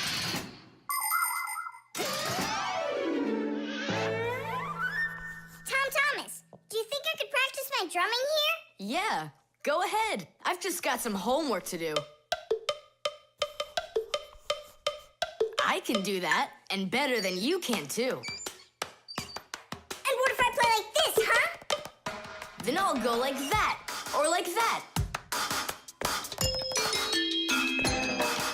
Ever since I had decided that a drummer's what I want to be, there is nothing that I won't bang on, 'cause the world's a drum to me. So I bang on radiators with a spoon, the pot goes boom, bam, bum. Maybe someone will take pity and they'll buy me my own drum. Bang it, bang it, bang it, boom, bang it, boom, bang it, boom, bang it, bang it, bang it, bam, bang it, bam, bang it, bam, bang it, bang it, bang it, bum, bang it, bum, bang it, bum, bang it, bum, bum. Bang the drum. Bang the drum. Both my father and my mother wish I play a violin instead. I don't want to. I'm a drummer, but I can drum that in their heads.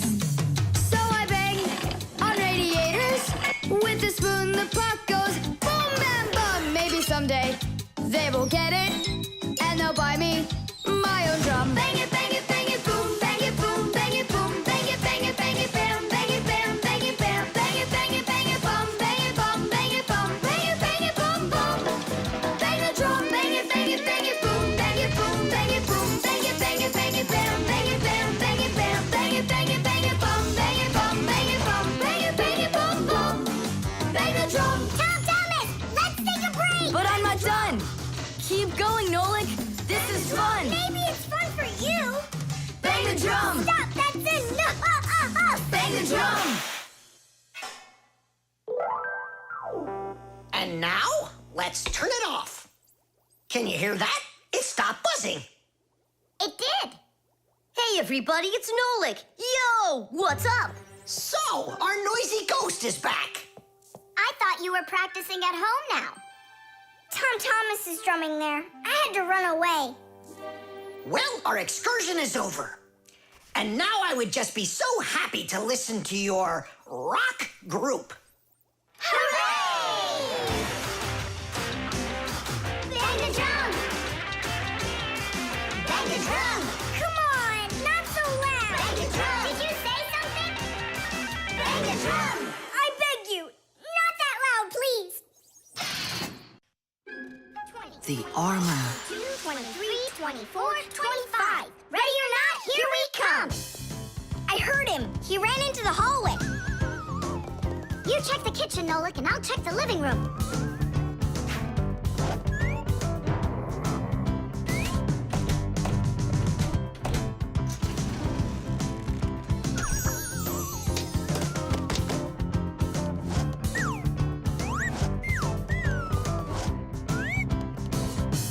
Well, I just don't get it. Where could he be hiding? The office, we forgot to check in there.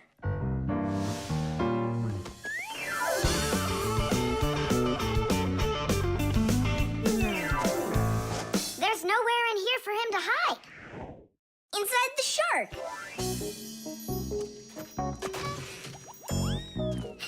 Nolik, Tom Thomas couldn't even fit half of himself inside of that shark. Yeah? Then in that huge vase. Uh-huh. He's all scrunched up in there and laughing at us. Oh! Simka! There, did you hear that? He is in there!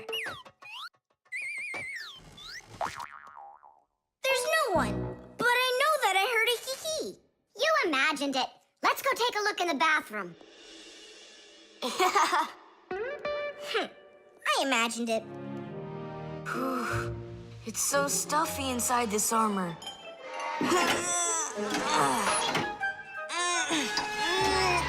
The arms got stuck.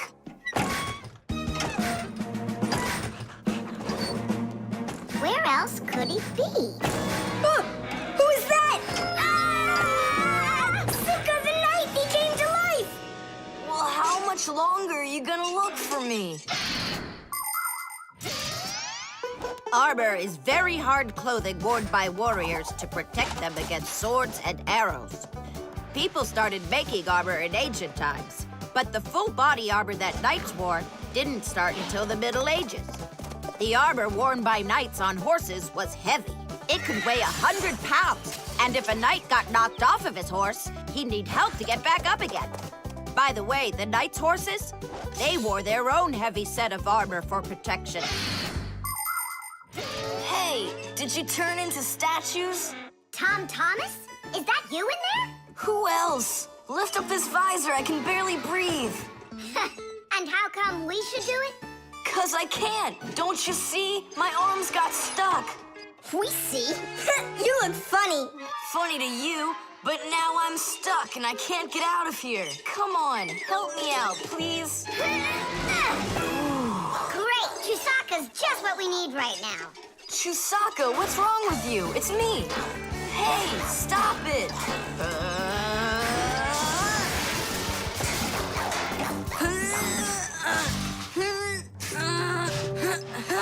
Help, I can't get up. Come on, let's undo the latches, Nolik, quickly.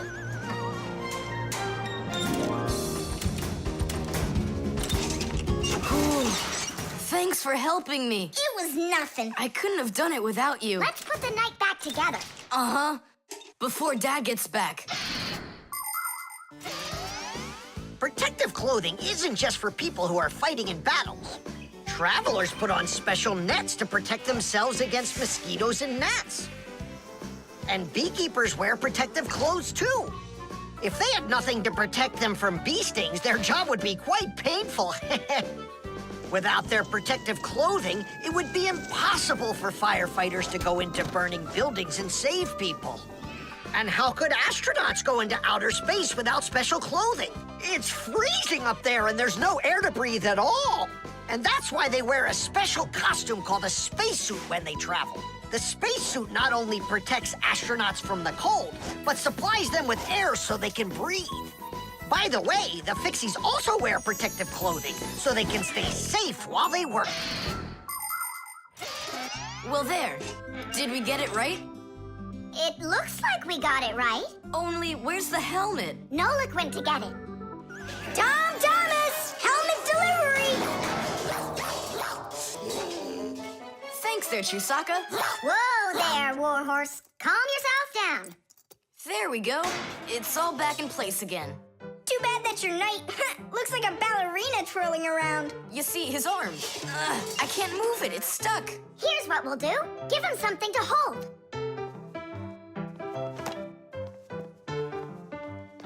Well, how's that look? Perfect. Now we can paddle into battle.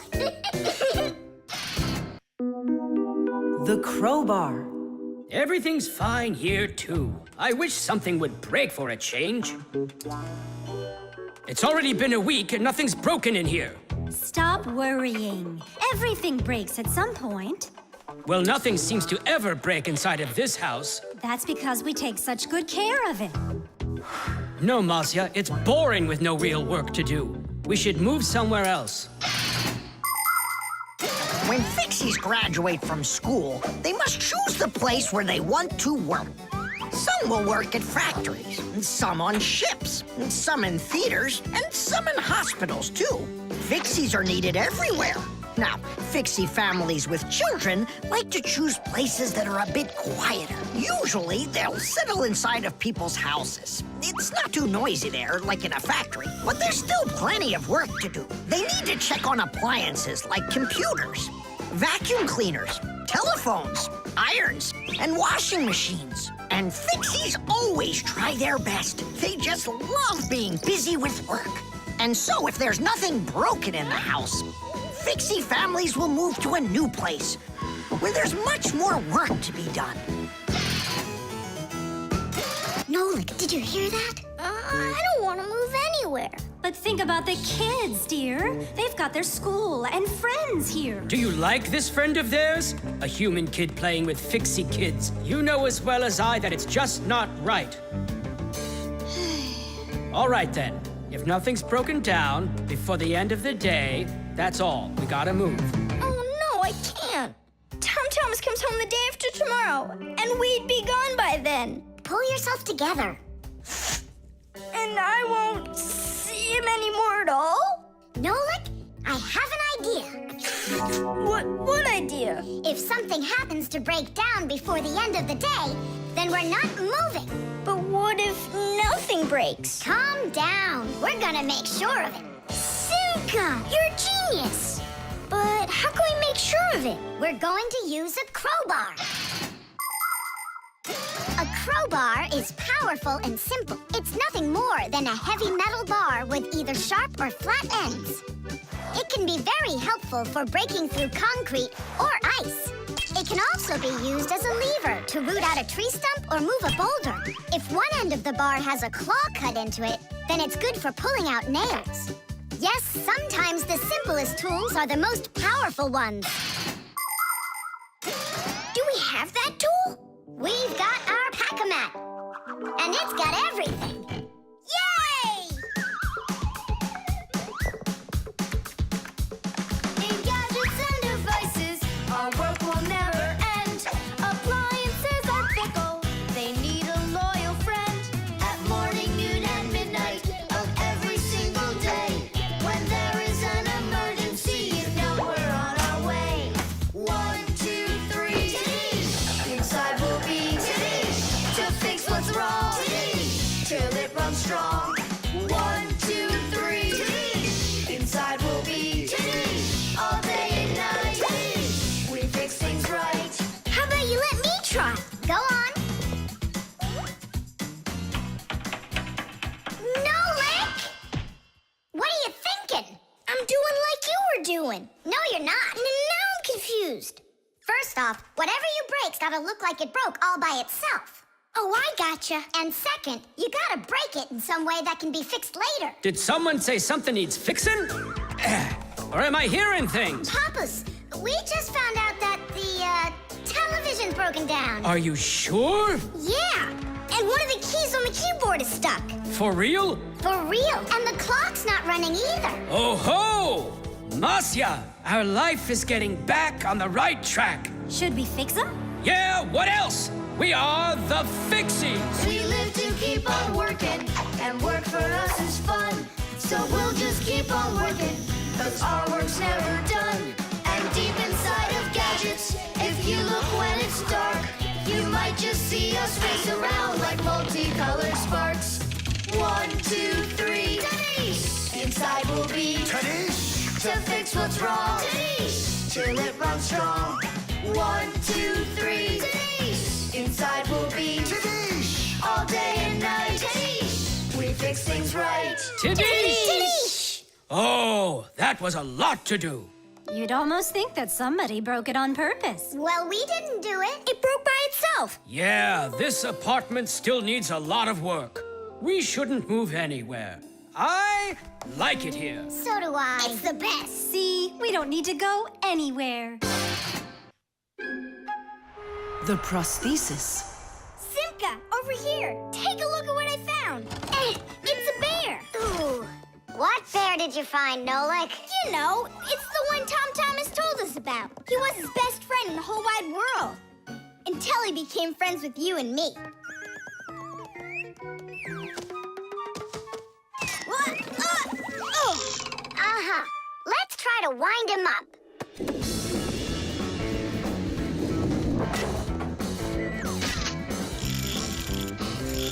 Come on, come on, come on. There you go. Now look, Teddy. Go on, Teddy. Yeah. Oh, no. Poor little teddy bear. They ripped his leg and didn't care. We didn't rip his leg. It was already broken. It's all clear. A compound fracture. Then why don't we fix him? Tom Thomas will be so happy. Wait, it's not going to be that easy to repair it. We'll need a prosthesis.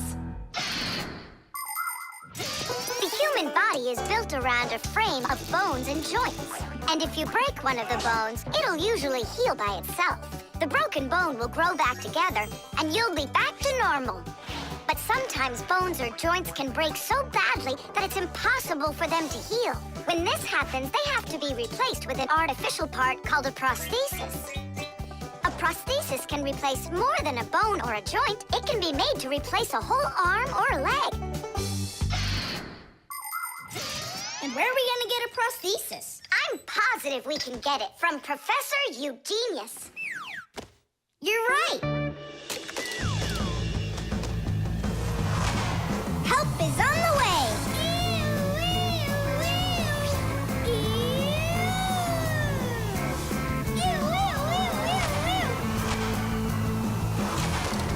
Hello, Professor Eugenius.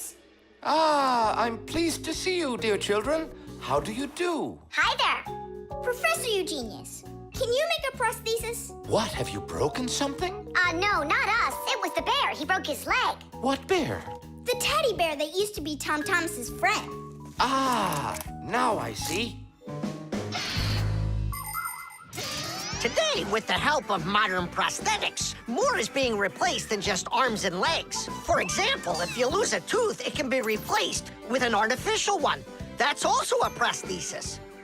And there are times when a person starts losing their vision because the lens in their eye gets foggy and can't focus. For this, there's another kind of prosthesis, a new clear artificial lens. A prosthesis can also be used to help people with poor hearing. A tiny device can be put inside of somebody's ear so they can hear what's going on. And that's not all. People have also learned how to treat a sick heart by replacing its worn-out parts with prostheses.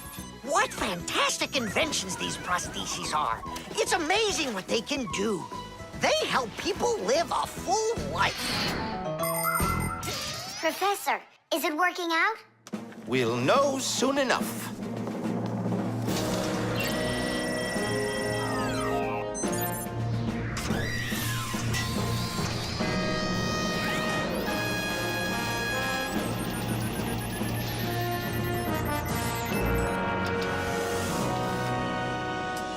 Done. Here you go. Thanks so much for your help, Professor Eugenius. Not at all. Take care, kids. In gadgets and devices, our work will never end. Appliances are fickle, they need a loyal friend. At morning, noon, and midnight of every single day. When there is an emergency, you know we're on our way. 1, 2, 3. Inside we'll be all day and night. We fix things right. Well, now this old friend of Tom Thomas's will be just like new, Nolik. Simka, if Tom Thomas makes friends with the bear, then what? Will he stop being friends with us? Hi, everybody. Hi there. Oh, my teddy bear. You found him for me. And you fixed him. Ah, thanks a lot.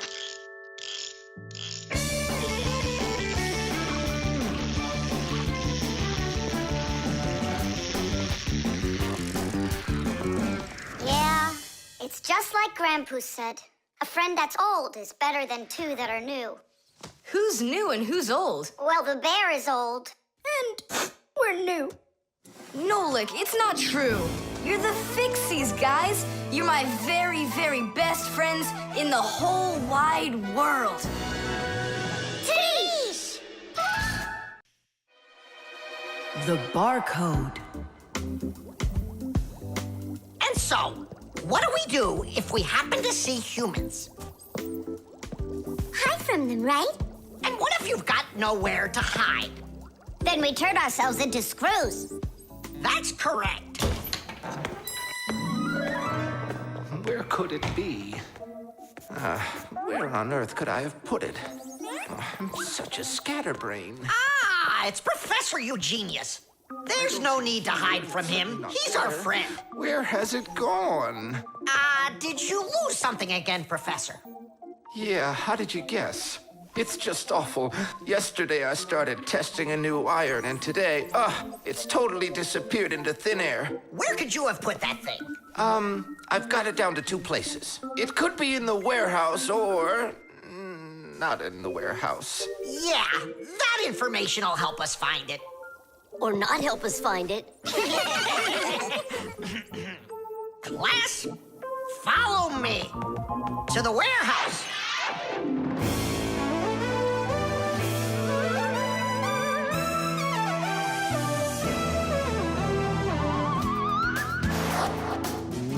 Wow, look at all these boxes. If we have to look inside each one of them, it'll take us 2 days. Maybe we'll get lucky. Let's look in this one. No, inside there is a fan. A fan? Wow, it's a fan. And what's inside this one? A mixer. Yeah, amazing. And what's in this box? An electric kettle. Made in Germany, by the way. He's right. There is a kettle in there. Professor, is this some trick? I don't get it. Grandpus, how do you do it? It's gotta be magic. What else? Here's how I think he's doing it. I think the professor has glasses made to see through the boxes. Of course not. I only know how to read the barcode that you can see on each of those boxes. Oh, that. Exactly. If you look at the printing on packages and boxes, you will often find a symbol with a lot of black lines and numbers. These symbols are called barcodes. Each barcode has all sorts of information. What the item is, what country it came from, and even in which factory it was made. With the help of a special reading device, a scanner, it's possible to read all the information the barcode holds. It really is an excellent system for stores to know what they've got. You don't even need a scanner to do it? I can figure out barcodes without one. I'll teach you if you want. Class. Let's see. We're looking for a box with an iron. There. Well, bring in the professor. Today, on almost everything that is sold, there is some kind of mark. For instance, this kind of mark is called a barcode. And this one, a QR code. These marks help us find out a lot of information. Suppose you walk by a building and see a QR code on it. Just point the camera on your mobile phone at it, and information about who built it and when it was built will appear on the screen. Isn't that great? It's a shame not every phone can do this yet. And that's not all.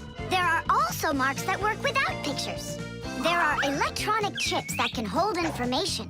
These chips can be put inside of ID cards or travel passes, and all you need to do is press the card near a reader so it can check if you're allowed to go on through. You just made my day. You found it so quickly. What would I do without you? Huh? Is something wrong? This is not an iron. Whose sandwich is that? Mine. Yesterday I wanted to put it into the fridge, only I guess I put it into my...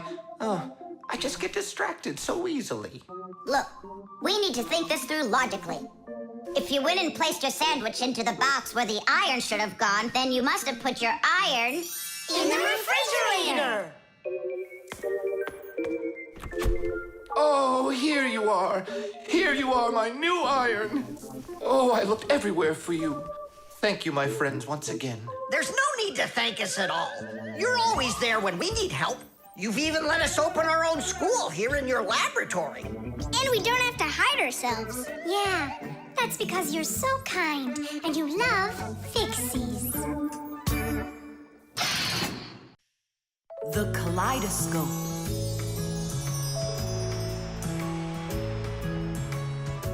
Tom Thomas, when are you gonna give me a peek at your new ball? I just can't wait. I told you, you can see it as soon as I hang it up. You're not peeking, are ya? No, I'm not. Oh! So can I look at it now? Sure, take a look. Which one? This one. You broke it. It's okay. Don't be sad.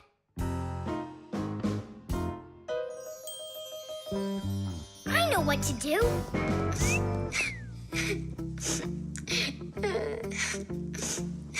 Tom Thomas, look inside the kaleidoscope. What for? I looked already. Come on, there's something in there I'm sure you've never seen. Whoa. Cool, isn't it? What is it? It's my own invention, a pirate kaleidoscope. Glass, right? Uh-huh. It's great. I really like it. Tom Thomas, hi there. I heard that you got a pretty ball to hang on the tree. Shh. Can I see it? It's right there. Where? There. No! Oh, that's just terrible. Why'd you do that, Simka? Come on now, I just cheered him up. How? Tell me. With the kaleidoscope, remember what Grandpa's taught us? Do you know what makes a kaleidoscope have such beautiful patterns? Ah, it's because pieces of multicolored glass are tumbling around in there. And it's also because it has mirrors inside. Usually there are 3 of them, and they are arranged facing each other. That way, each piece of glass makes many, many reflections that create the kaleidoscope's beautiful symmetrical patterns. By the way, you can put just about anything you want inside a kaleidoscope, and each different thing makes its own special pattern. Yes, there are all kinds of kaleidoscopes. Some with buttons inside, some with flowers, and even some that are filled with insects. Once, a very rich man had a kaleidoscope made with precious stones inside. Yeah, it probably wouldn't have been nearly as beautiful if he had just filled it up with money. Tom Thomas, look inside the kaleidoscope. I already saw it. It's pirates. Nah, it's not about pirates. We changed it. Go on, look and see. Wow. You like it? A lot. Hey, what did you put in there? A few pieces of the ball that you smashed. It's even better for Christmas, isn't it? Mm-hmm. That didn't work at all. Merry Christmas! We came to take a look at that splendid new Christmas... Oh, what's wrong? Oh, don't even ask us that. I've got it!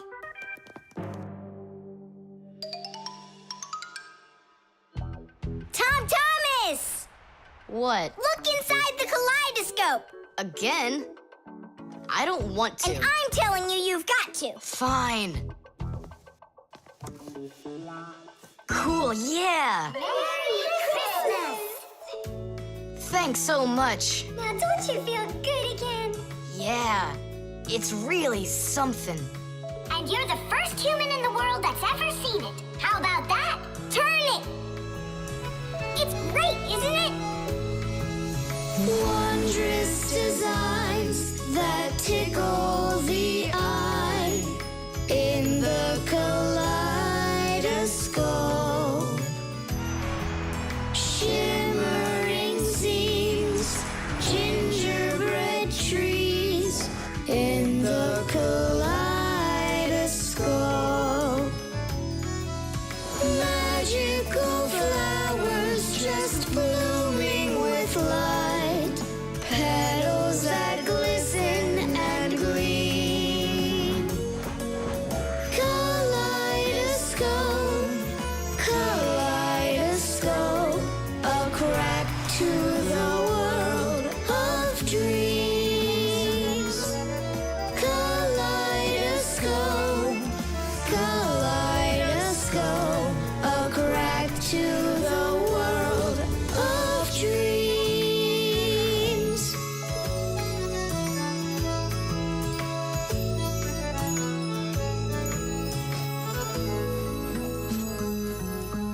Hi, everybody. Tom Thomas, I came to look for myself at that beautiful Christmas... It's okay. What's more important? Having such awesome friends? Or some ball hanging from a tree? The vent. Tom Thomas! Tom Thomas! Okay.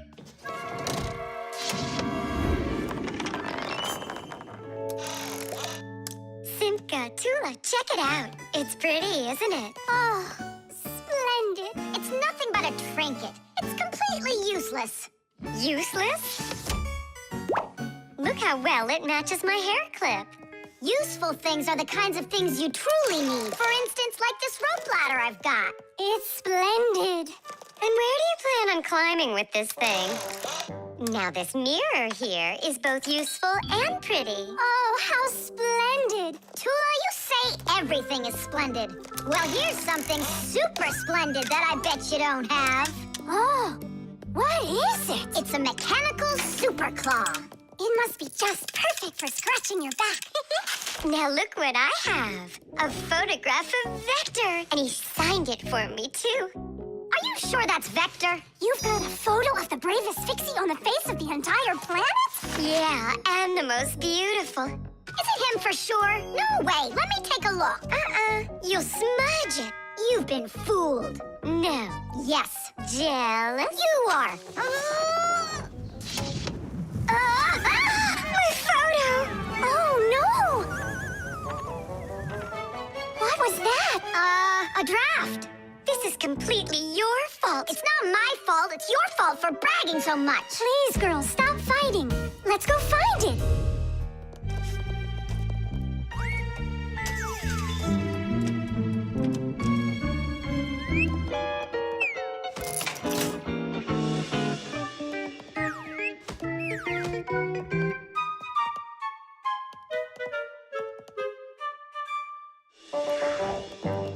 It's just horrible to lose a picture signed by the most famous Fixie ever. It will be horrible when that picture of a Fixie is found by humans. So where could it be?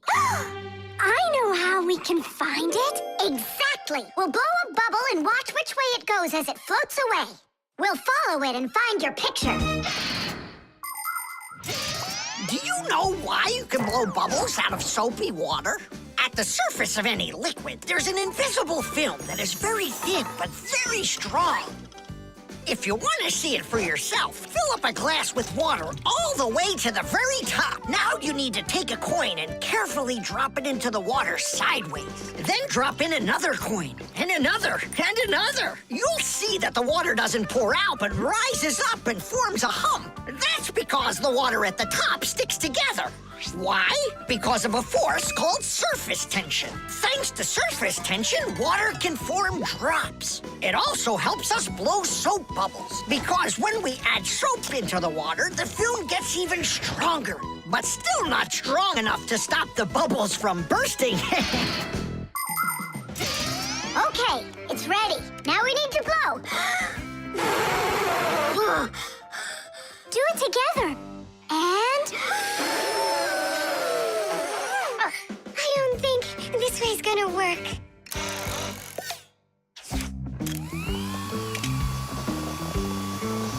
Look, it's flying! We did it! The vent! Of course! Why didn't I think of that before? Have you ever seen holes in the bathroom or kitchen that are covered with grids?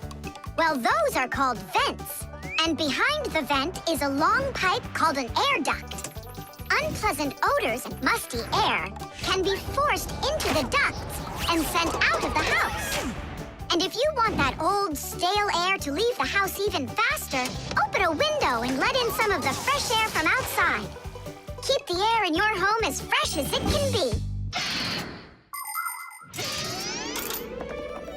Hey, take a look!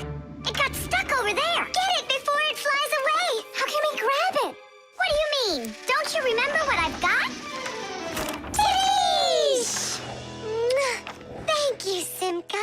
What would we ever have done without your mechanical claw and your fantastic ladder? Then here you go, a present for you. Oh, thanks, it's just great.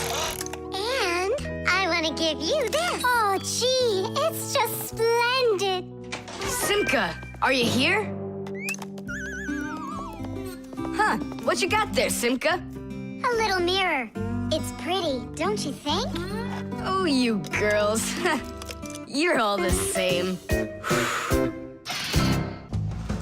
The clocks. Go around. Left side. That's crazy, you'll crash! No, I won't. See, I told ya. What? Huh? Nothing. Now you talk with your computer like it's your friend. Listen, that's enough playing for today. Oh, Mom, just a little more. I'll give you half an hour. while I cook dinner, and that'll be enough for today with a computer.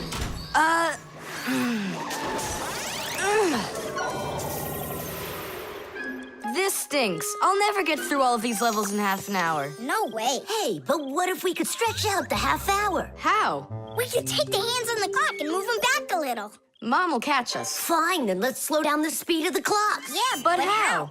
You gotta know things like that. Since olden times, many clocks run with the help of a pendulum. The pendulum controls how fast the hands of the clock turn.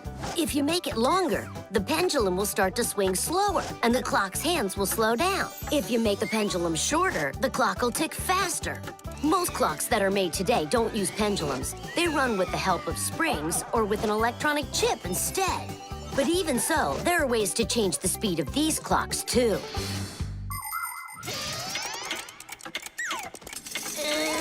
Push it! Wow, you did it!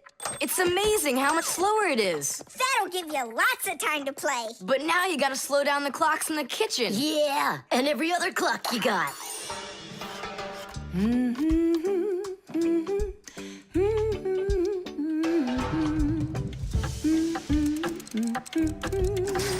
I just have to turn this to make the pendulum longer. Uh-huh. And now the clock will go slower.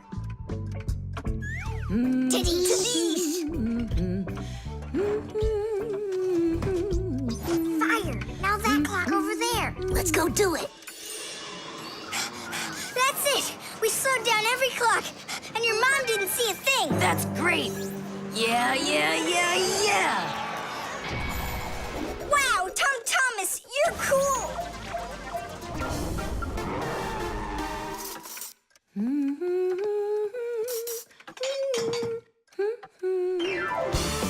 Amazing! He got another one. Awesome!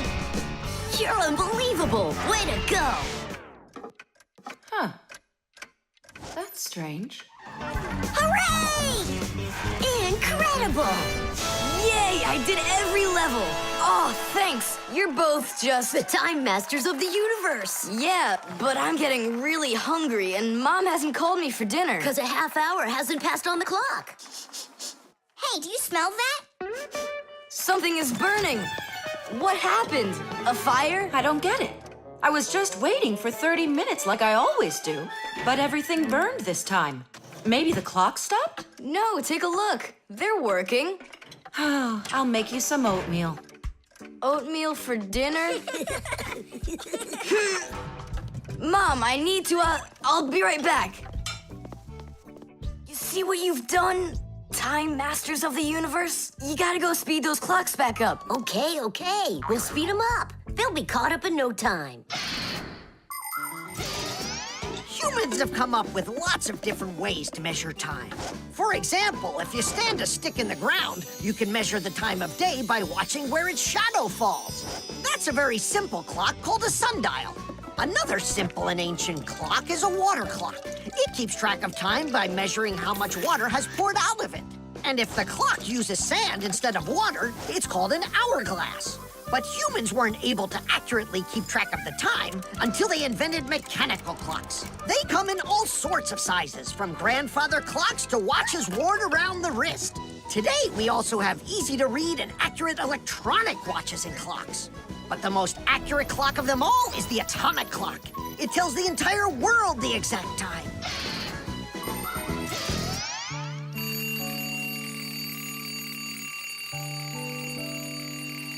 Tom Thomas, why is your alarm clock ringing in the middle of the night, huh? Really? Is it still night out? Look, Tom Thomas. But the clock says that it's morning. Interesting. Yesterday, Fire and I sped up all the clocks, so that's the reason the alarm went off. Sped them up? Are you crazy? Tom Thomas asked us. So what do we have to do now? Don't you know? Get to school, it's time. I'm joking. Go back to sleep. Don't worry, I'll get all the clocks working right again. Can I go and fix them with you? Ha! Fix them? You boys are the ones that always make the problems.